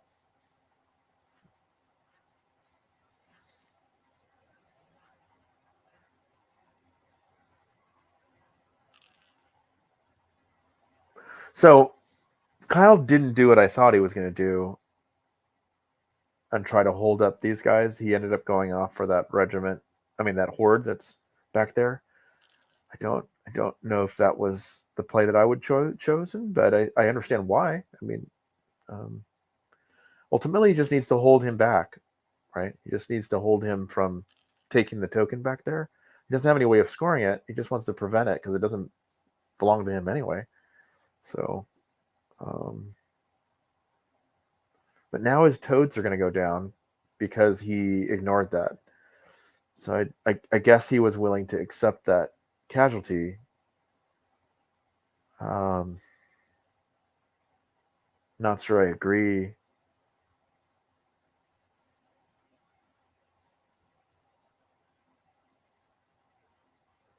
The Fury there alone is going to allow him to attack back and probably do 5 wounds. Well, it's a Knucker, so ensnare.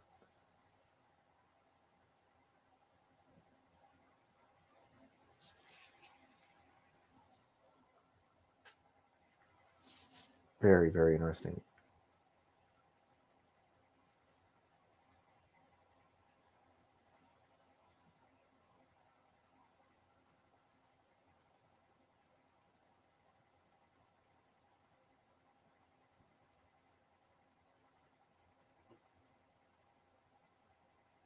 It's like they're taking a break for a second here.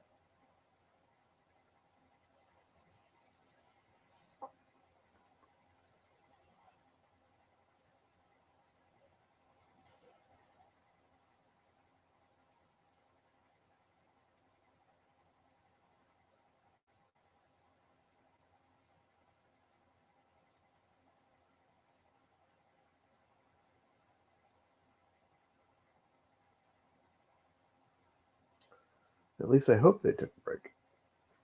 Here we go.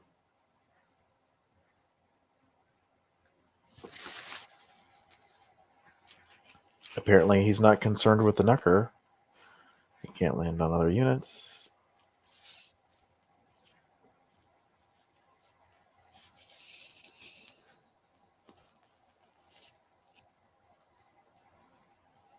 He's really counting on that Fiend to do a lot of damage, I'm gathering. Make sure this is a Fiend. Yeah. It's only 7 attacks, so I'm really not understanding why he's concerned with this Fiend. I would be attacking this Knucker. Okay, you're going to be hindered. So maybe that's why. Be wounding on 5s instead of 4s. That typically would mean 7 attacks. Get through. Maybe from 20.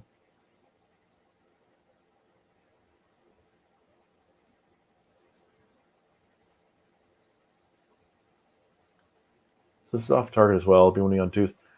I'm not.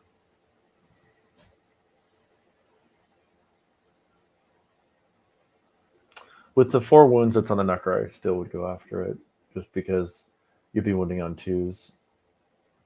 And that 6 wounds, or whatever, it's vicious, right? So that 6 wounds would probably kill that knucker.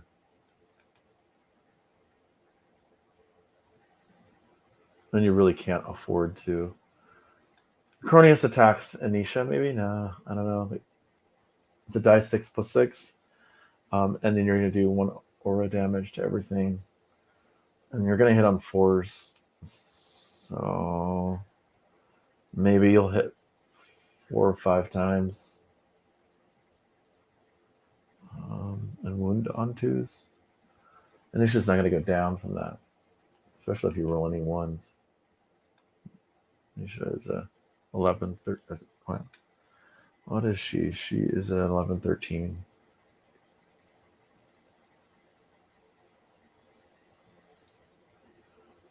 Yeah.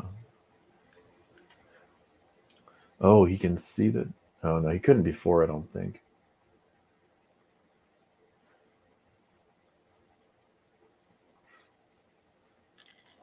Looks like he's going to try to burn this unit down and protect the flank at the same time.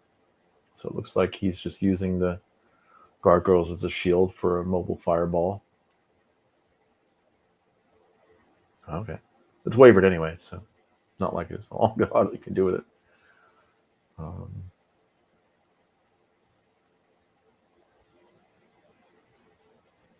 Really needs to be thinking about this token, so I hope he is. I hope he is. I'm sure he's going to say, "Oh yeah, I got you.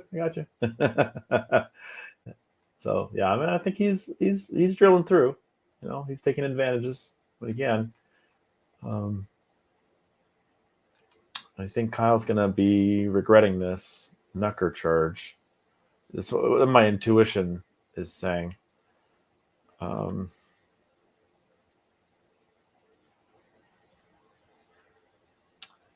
feeling like Chris is going to take this guy down too. I don't know how though.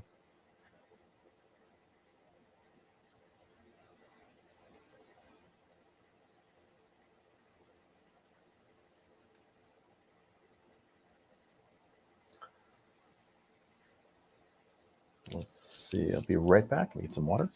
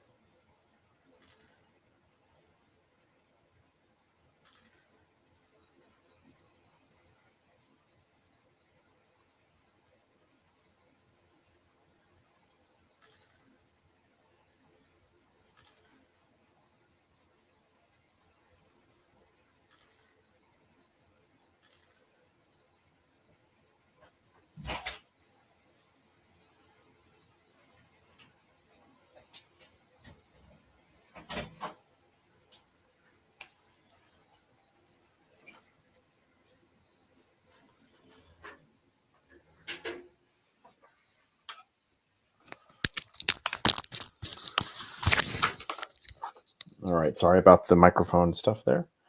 All right, let's take a look and see what's going on. Thank you for waiting.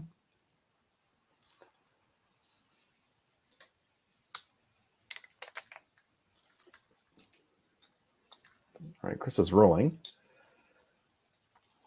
Looks like we are on the combat on the Centurion with the Cronius.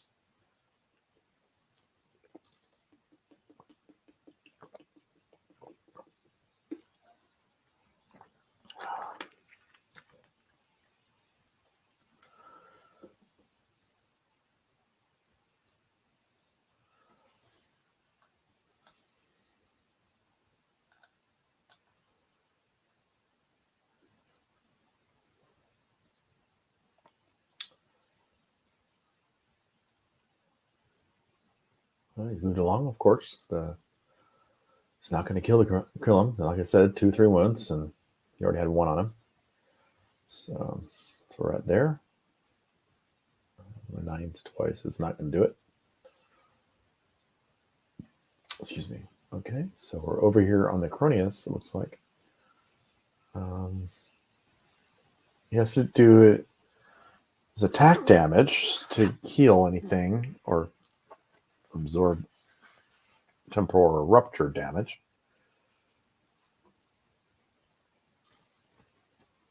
A nerve test on 6 on Anisha. So he tried to kill Anisha, which is what I thought he was going to do.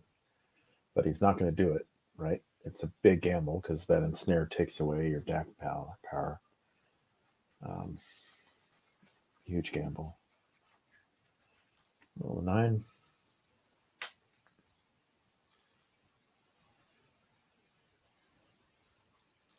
Well, I don't know how he's doing so much damage. Just rolls hot. This is just rolling hot. Smoked him. Those are not the odds, by the way. Not the odds. So that fiend is a king. Fiend is the king.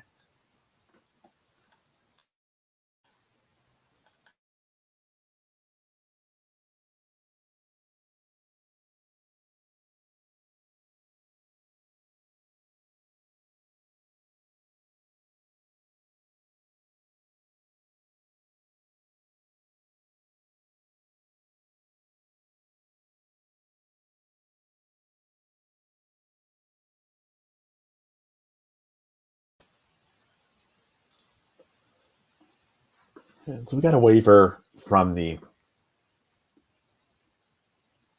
fiend.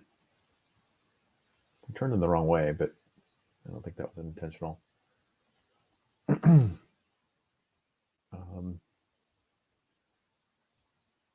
Oh, he did turn the fiend that way. And he wavered him. Oh, okay. I see what happened here. He was attacking with the gargoyles. That was not a great attack. He had 15 hits. No, he had 11. And then he rolled a lot of 1s. And he needed 2s, right? So, yeah. So he got the 9 wounds, right? So just rolled a lot of 1s. I thought he had vicious, though. Doesn't the gargoyles have vicious? I guess it looks like you might have forgot it. Let me look.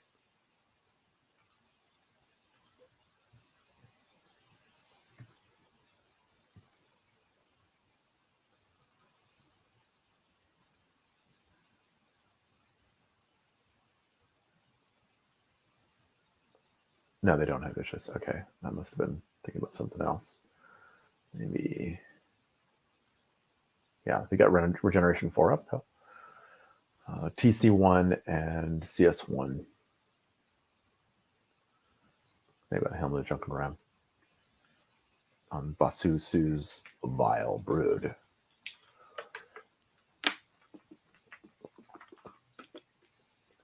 Excuse me there.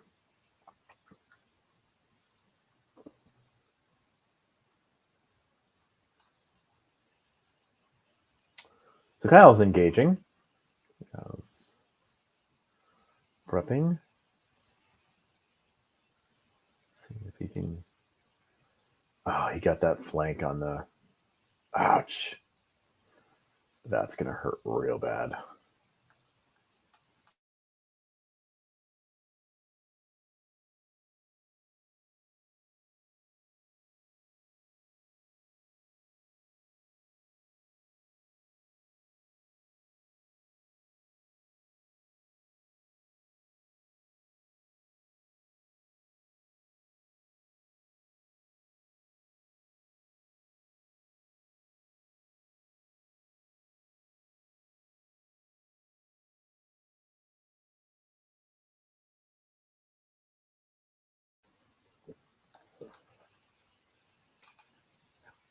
Yeah, so let's take a quick look here.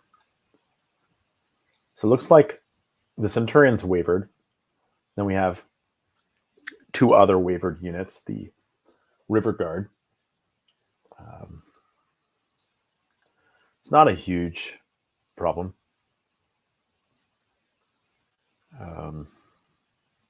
Look like Chris knows what he's doing, though. He's. Oh, wait a minute. This is actually Kyle's turn. So yeah, Kyle is trying to reposture, and now the Cronus is going to go down, but he's ready for that. I think he is, at least. So we'll see how this ends up going. I wonder if the Cronus didn't. But yeah, he healed the 2 damage on the Fiend with the attack damage, so that's why the Fiend has no damage. So it's interesting how he's using the Fiends. A lot of people love them. They're 15-17, so, and waverable. In combat, they're Furies, so, but Kyle's struggling to be able to put his guns in effect. So it looks like Kyle's going to be. I'm interested to see what the Trident guy does. He just exposed his flank to. Oh yeah, the Fiend's turned the other way, so that doesn't matter. Yeah, I'm just thinking out loud here. So yeah, let's see where the dice start going. I think he's going to be starting to roll here pretty soon.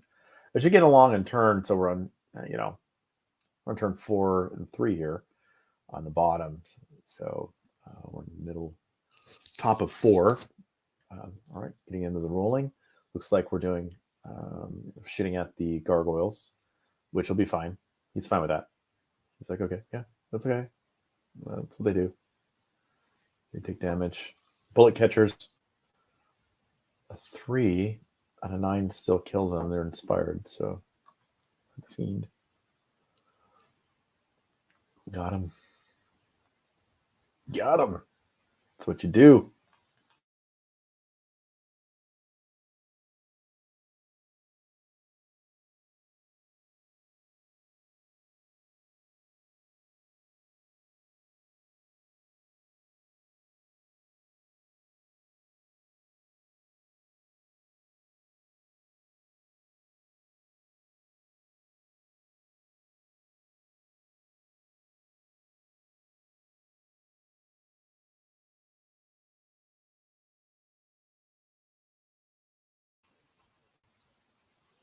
Okay, so Ector smoked the Warlock on the right-hand side of the table.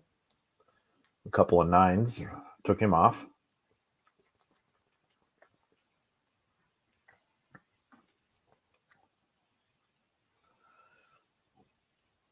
But not so sure what I think about Ector trying to hold up that side of the table by himself.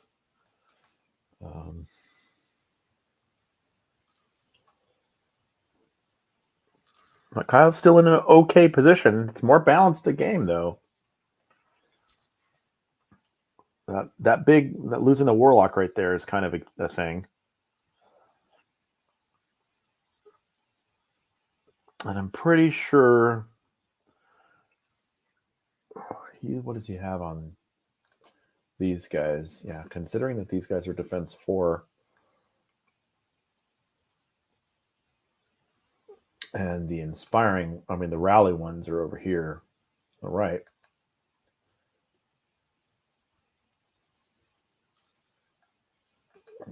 Which ones are the Oathbreakers? Okay, the Oathbreakers are over here. Yeah, not so sure what I think about this. Pretty sure. Okay. Hitting on 3s, wounding on 2. Okay, there you go. Smoked him.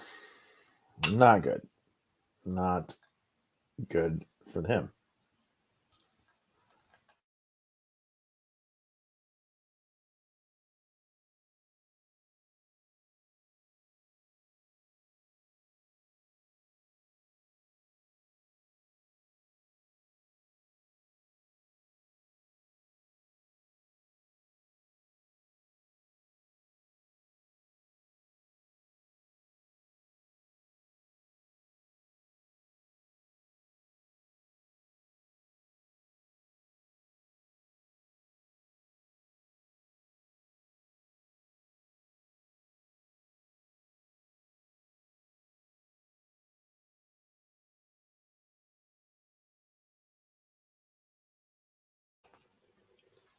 Okay, so on the left-hand side of the table, the Knucker finished a job on the Cronius, which was expected. It was already at 14 wounds on a -18.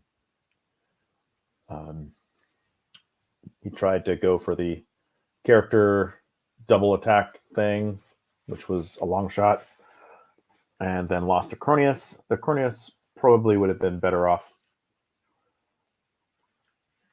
There really isn't a great choice here. All the attacks probably result in 3 or 4, 3 or 4 wounds. So he put on the character hoping that he could roll high enough, and it was the lowest nerve of the group. So I can see why he did that. So now he's trying to figure out what to do with the Knucker to get it out of the way so he can pivot. That's a challenging one if you ask me, right there, but it's not the end of the world.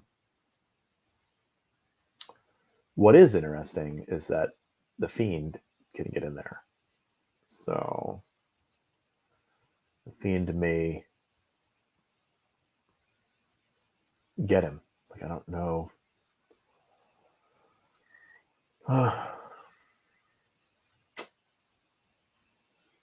Quite a messy situation to be in. And maybe that's why,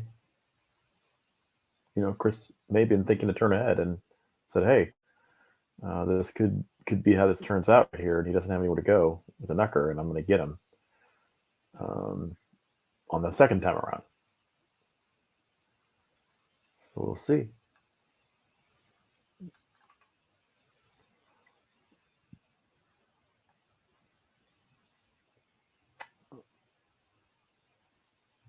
So it looks like it's now Chris's turn. So we are now on turn 4 for both. So let's see how Chris responds.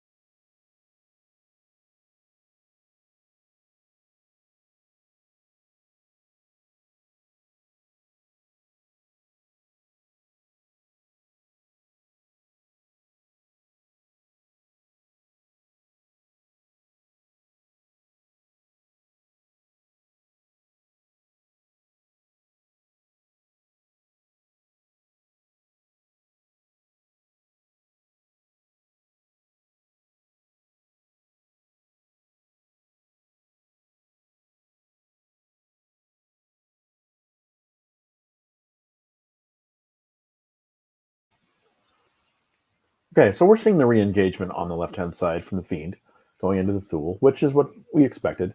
The other Fiend is going to go take on the Knucker. We expected that. On the right-hand side, we had the Fury from the Abyssal Warlock, which is over there with the mini Toads, the smaller Toad regiment here. That's Fury, so that's what brought it back into comment here. Like, that was a fluke roll. What happened here must have been on that flank, on that Fiend. Only get 3 wounds like that is crazy with 18 attacks flank. Hitting on 5s, yeah, I'm hitting on 4s. I'm stunned at that. Like, that must have been a really fluke bad roll for Kyle.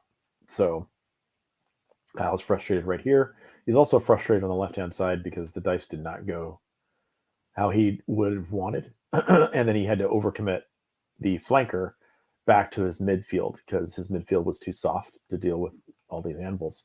And we were talking about this, and Chris has to have a plan coming in here, or he's just going to have to back off. So he ended up playing aggressive, and it's working out for him. So that's great. So positive kudos for Chris for holding up his own here. And we'll see how he responds with losing the Cronius Will he take down these Thule? I mean, it would take some pretty fantastic rolling again for this magical fiend on the left-hand side. On the right-hand side, I had anticipated a run by, so I thought that this guy would charge over here, then this guy would run over here so that he could engage this knucker and knock him off the table. I still don't know if that's the best play. Apparently, they seem to be trying to figure out how this charge could go off. The interesting thing is that Hector here does not turn anymore, so I don't think the normal Abyssal Guard regiment could see him. He doesn't have Bane Chant over here, so if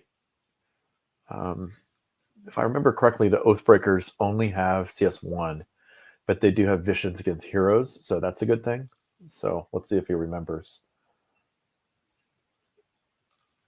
They didn't roll any vicious numbers, so 8 and 3 is not enough to kill Hector. So that's not a great situation to be in. All right, let's get back out.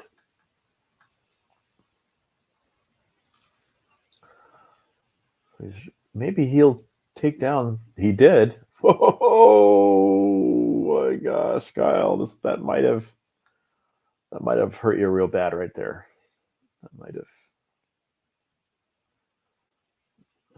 Don't know what he was thinking. Maybe he'll explain that.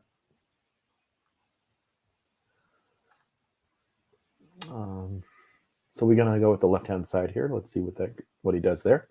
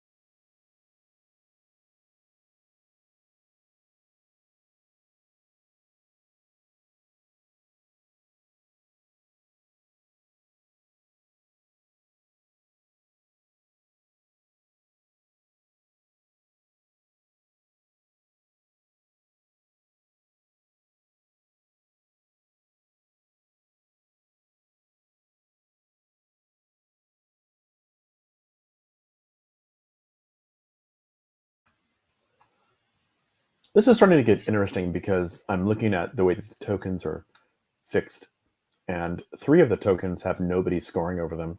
So they're fighting over 4 tokens right now. Currently, looks like over on the right-hand side, we have 1 token here. If Hector happens to go down the next turn, let's say, there's a good potential that he can take this token over here. So this compromise over here with the lower abyssals may be the big weakness, in my opinion, for this back line, right? This 2 right line here. Now, after 4 turns, he's able to get his own stuff back, which I think Kyle could have prevented. Understanding the ownership over here, could have kept this token out of the game. So now we're fighting over 1, 2, 3, and it looks like this 4th token over here on the far right. This one is obviously Chris's, and I would argue that it's quite possible that this one may end up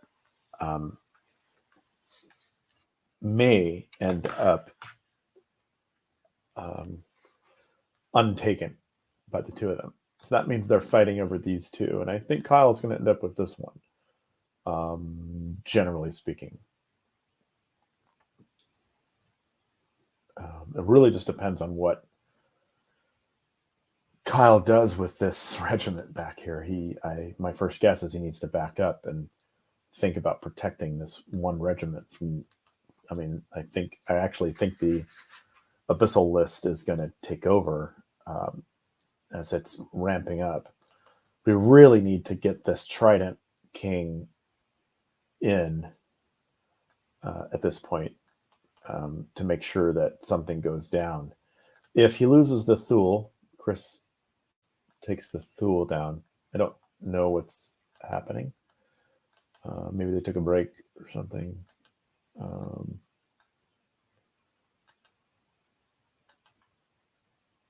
don't know. Give him a minute, and I'll see if I need to reload.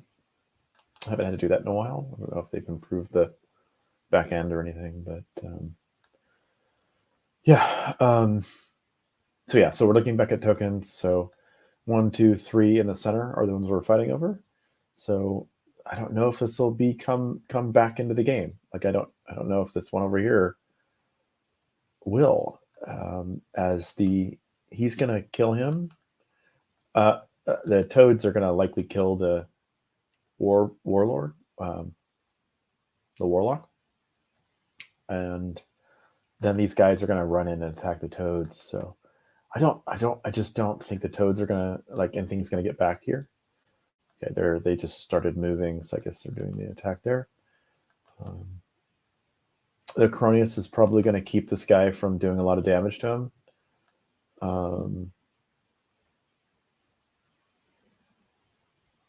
We'll see if he remembers to heal up the Warlock with the Cronius. That would be interesting. So I think the Cronius is going to be...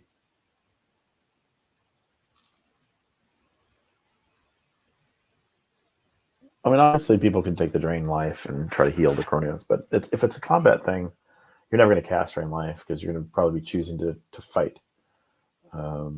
So...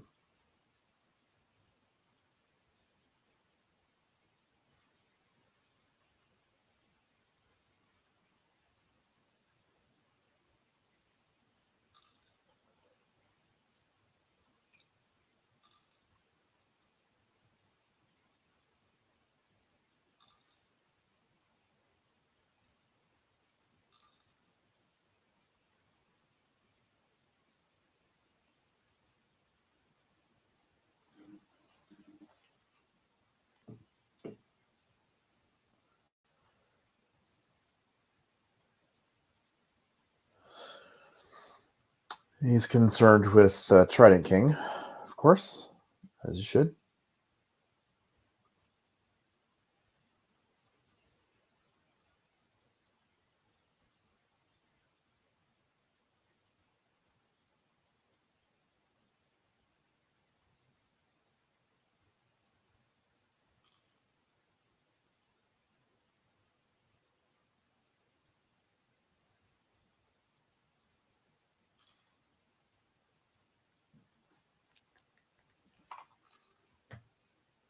So we kind of anticipated what's going to happen here. He's going to flank this Knucker, and the Knucker's going to go down. But it doesn't look like he rolled very well. Out of 14 attacks, it looks like he only got 2. So the dice prevented the death. So Kyle there gets a bye, so to speak. That was a painful bad roll for Chris. Unfortunately, UB has a tendency to do that. But the second Fiend, he's going to lose that Fiend now. It's a dice game. So, yeah. This game is about the token, so he needs to get that token.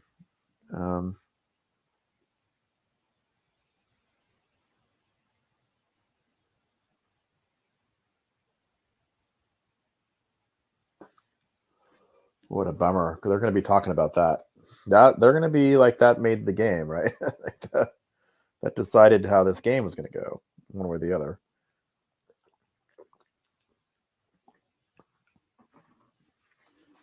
Because it exposes a flank, right? Nucker gets to do what it wants still, too. That's the funny part of this all, is the Nuckers. I don't think it's wavered. Oh, and Anisha is still around, too. Ah, the bummer. And the Nucker's going to finish him off. Okay, so anyway, they're going to get the Fiend. He's a little disappointed. You know that. Because that really just gives Kyle the left-hand side tokens.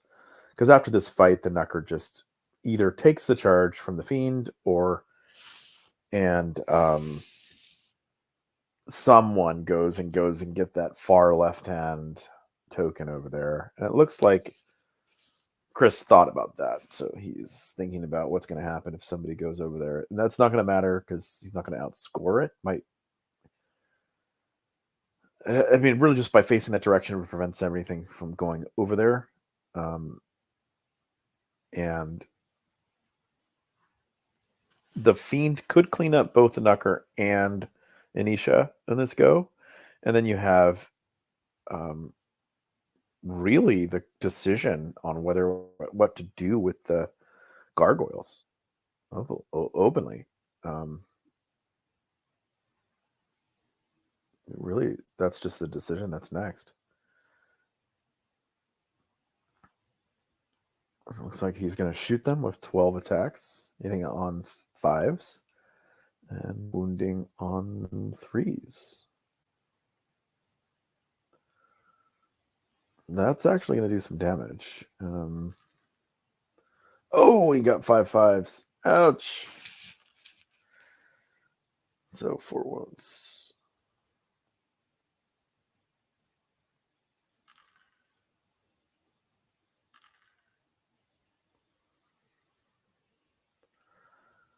So what just happened there was the Naiad Centurion shot at him and did another 3 or 4 wounds to him and took him off the table.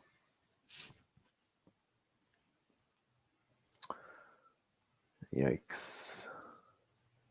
Looking grim. Looking grim for the Abyssals now. I mean, right now we're looking at a draw, right? Because these units have to get the tokens. But the interesting thing about this is that there's a high attrition.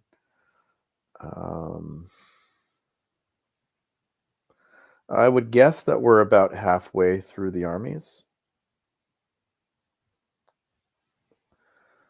Feel like it's pretty close, actually. Both Fiends are on the table currently, but he's going to lose one. One Cronus is already dead, and Cronuses are 225. We've lost the Gargoyles, which is all chaff.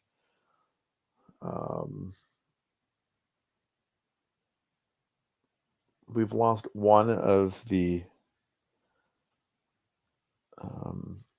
Abyssal Guard, and we lost one of the lower Abyssals, not Abyssal Ghouls, lower Abyssals. And I'm sorry, I apologize for making that mistake earlier. They're lower Abyssals. I keep forgetting about that. So, I mean, we're looking at 100, 200. Abyssal Guard is 160. So we're, in that 250 zone there. Acronius, so 475. Looks like all 3 Gargoyles are dead, so that's another 300 points. They're 85, but he's got the Basusus Brood, so they're plus additional 25, plus 15 for the hammer, for the ram.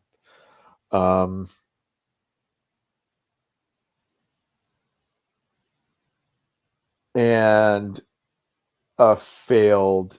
Oh my goodness. You can't make this stuff up in this game.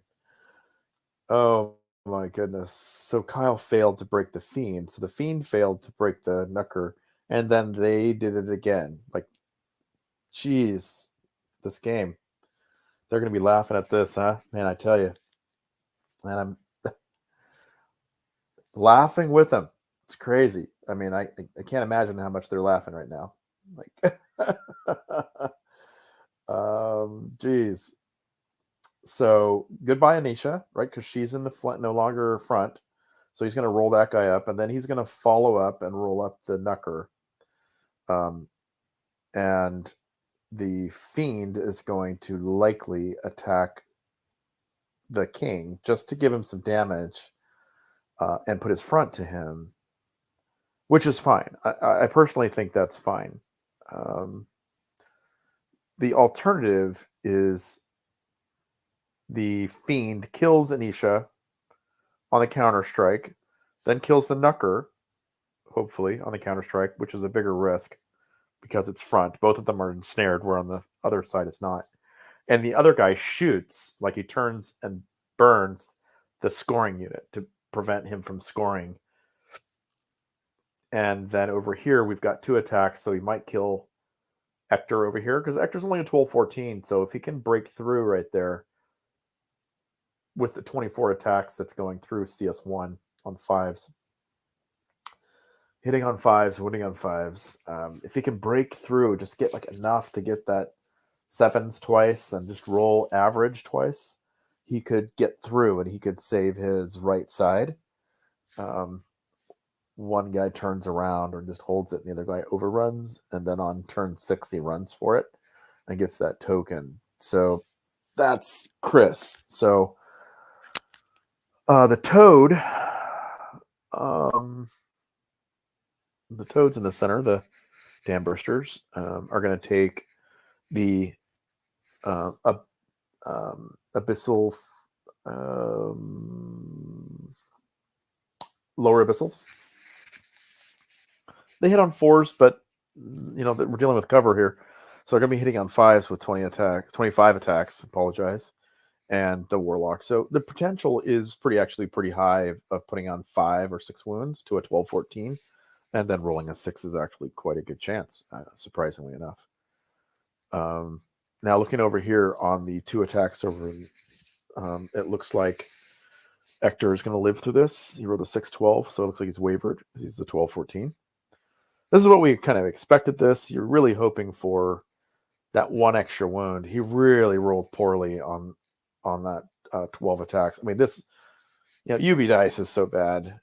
You just kind of go, both of them have had it though, but it really makes the game wonky that it's so erratic.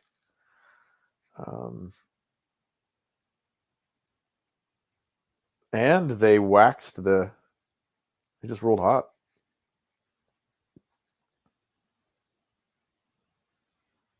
So it came back around and he killed that. So there's actually potential on turn 6 to run over and get that last token over there, which is a really big deal. That is a really big deal right now. Being able to next turn run to that token that's in Kyle's backfield, like that's his. He gave that stuff up.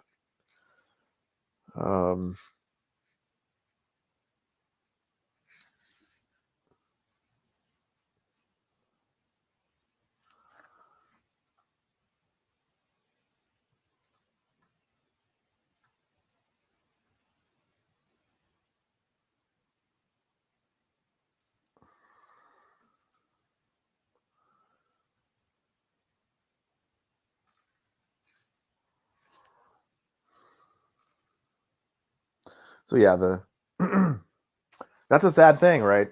That's a sad situation to be in.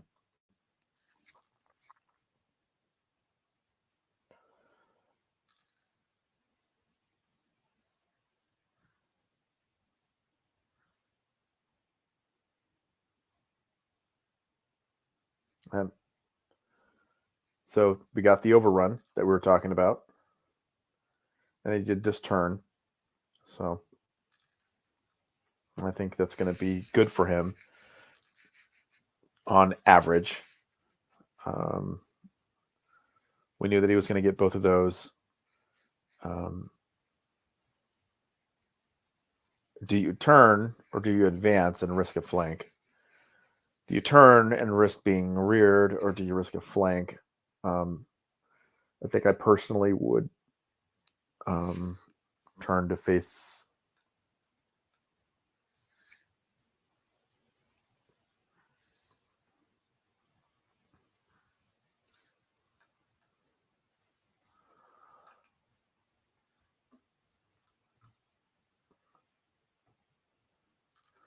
I'll take a quick look at Kyle's list again, really quick.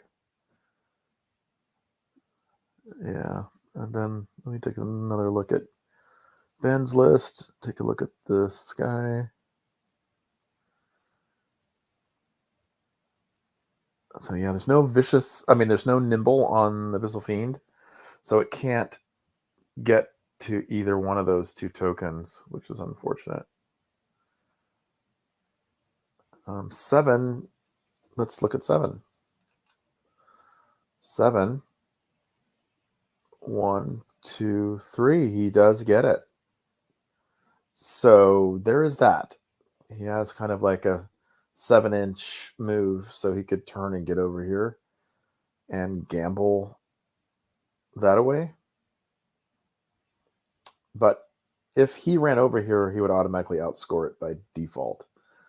So this would be a second turn play. And hoping for no 7, right? So, yeah. Situation is that Kyle only has 1 token right now. And it looks like Chris is going to win. Well, it's not even Kyle's token, to be open with you, because unit strength 1 and unit strength 2. So technically, he's fighting to keep unit strength 1 here and a draw.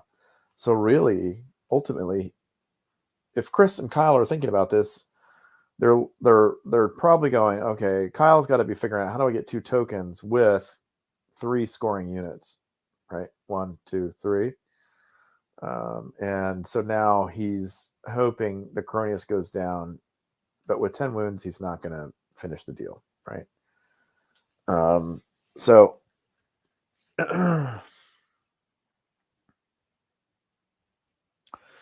and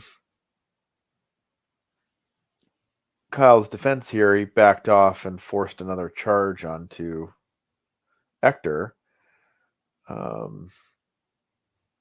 I would think that both could charge Ector and it wouldn't be a problem, mainly because 3 inches is still probably within 1, 2, 3. So no, it's not actually. Looks like 3 inches would be out if he charged with this one into Ector. So, and that may not be enough to kill Ector, right? This one guy. So the funny part is Ector is mighty. So he can't run by him. And if he turns, like either one can't be within 1 inch of him. So if he turns, he has to get through this gap. And so that's out of the question as well. And he only has 5 inches, which is too short to be within this. So this is the optimal location. On the other side of the table, we are fighting. We don't expect a lot of wounds here because it's 7 attacks.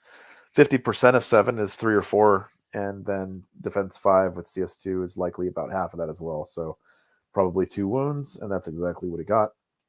So they're already finished with the turn. So he moved on and finished this guy. So that is what it is. And they are going to be fighting over this one. This one and this one is his. Theoretically, all I have to do is just do this angle turn here. He's going to run over this, get this one. So it's going to be 1. He's going to run over there for 2. And then these guys are going to outscore this for 3. The Cronius might go down right here, which is fine. It doesn't matter really.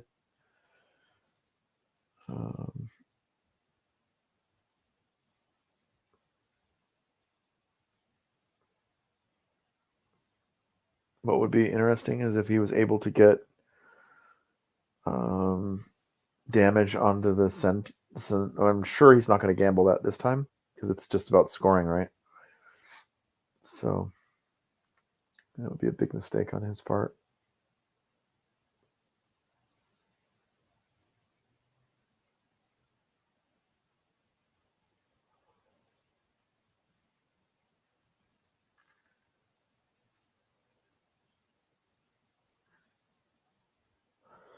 I really don't think that matters. Because you can pivot turn into combat. It's interesting. I think he's making it so he is front, right? So you have to kill him. But that's dumb because you just put the flank on him. You just overran and put his flank there. I mean, I don't even think it matters.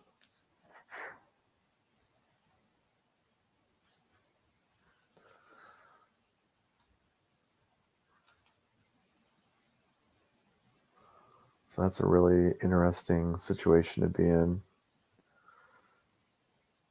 Because, oh, is that mean or what?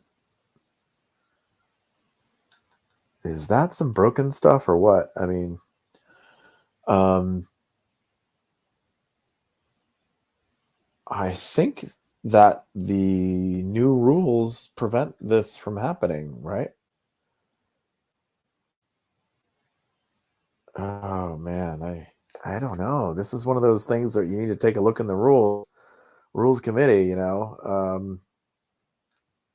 The situation here is that this is front, so he can only charge the front. And you never make a turn unless you have to, so he can only move frontwards. Charge this guy in the flank, which is fine, which he'll overrun, but he won't overrun to the front. And he's in a diagonal angle, so he doesn't hit his base. So technically, that's pretty broken, right? That sounds really broken to me. It's using the rules appropriately, but wow.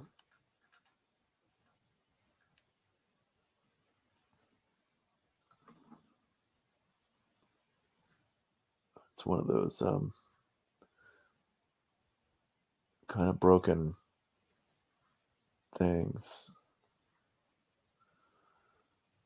He would have just moved forward. He wouldn't have aligned. He would have aligned to you.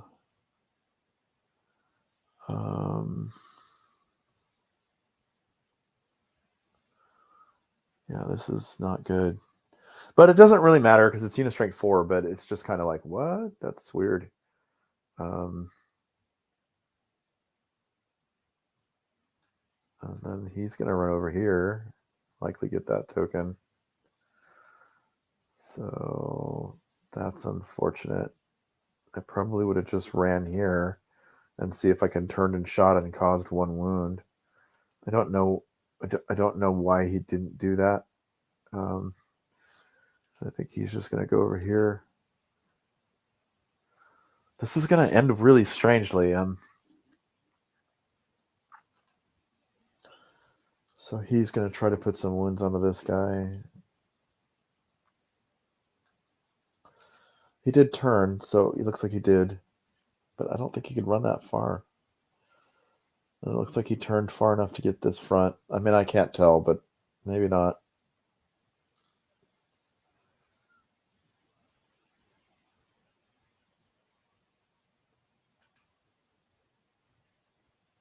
His 6 wounds to him. There's roll a nerve test. A 4 and 6 is 10, so it's not enough. 13, 15, if I'm not mistaken.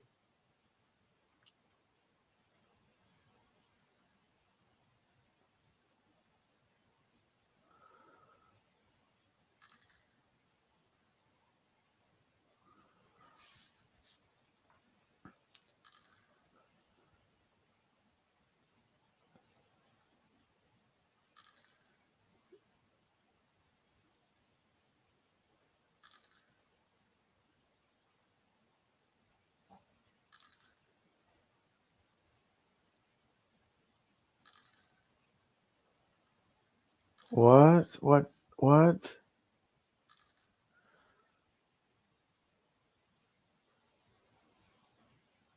Oh no. He only did 4 wounds. It's not going to matter, but he only did 4 wounds. And he wavered him, so he couldn't get that token either. But that's what's expected. It doesn't change much. It just doesn't give him the attrition numbers that he wanted. If he leaves that token, he gets that one. So it's 1, 2 to 1 to 2. There's a draw.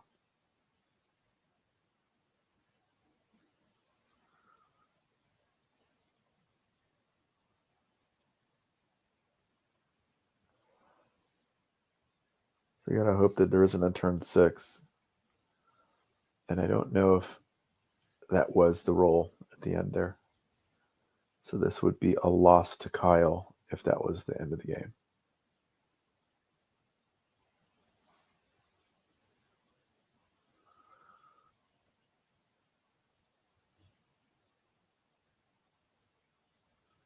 Kind of waiting just to see if there's any discussion here, but it looks like there's not a lot to do. And it looks like it is they're potentially counting attrition and scoring. So I see 1, 2 for Chris. This is nobody's. This belongs to him. Oh, and 3 for Chris. So it's 3 to 1. And then the attrition is probably going to be a +2, -2.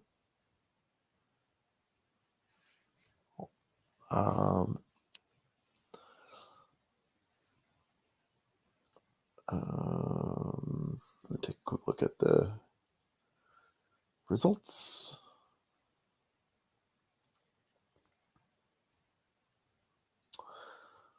So the way that this one is blackjack. So it's a base has a round base points, which are 14, 10, 7, and then you have scenario points, which give you the plus or minus.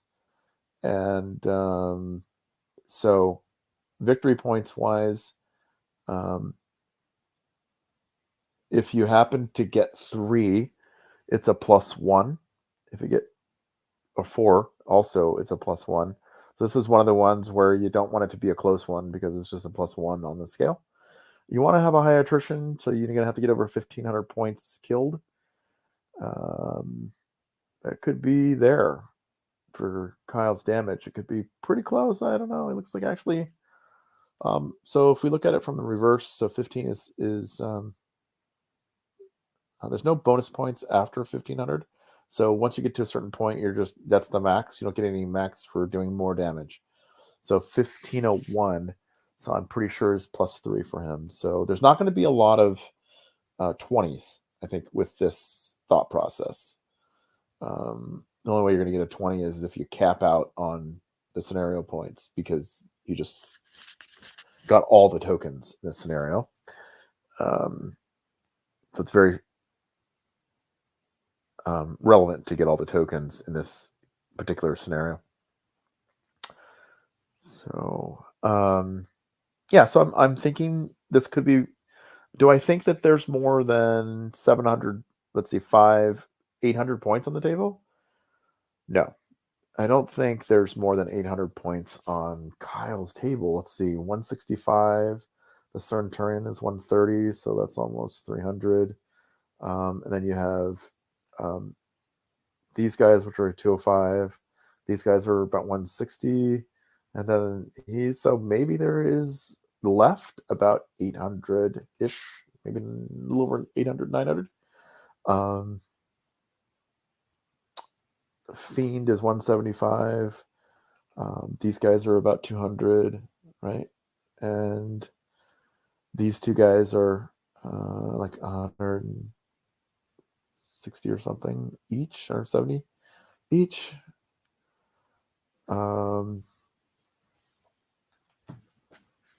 Yeah, they just confirmed that.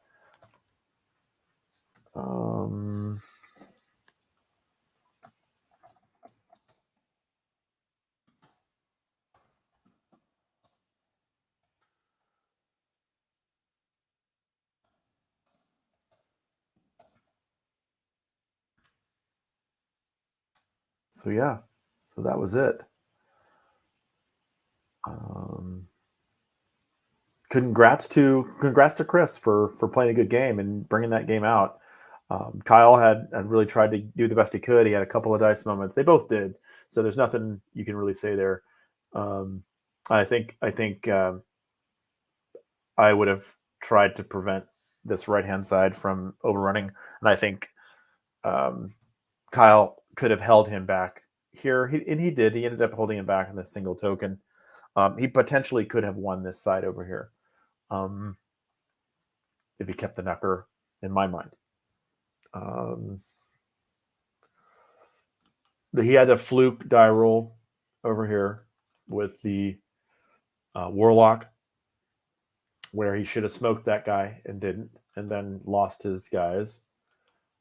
And then he had a fluke situation with the Fiend.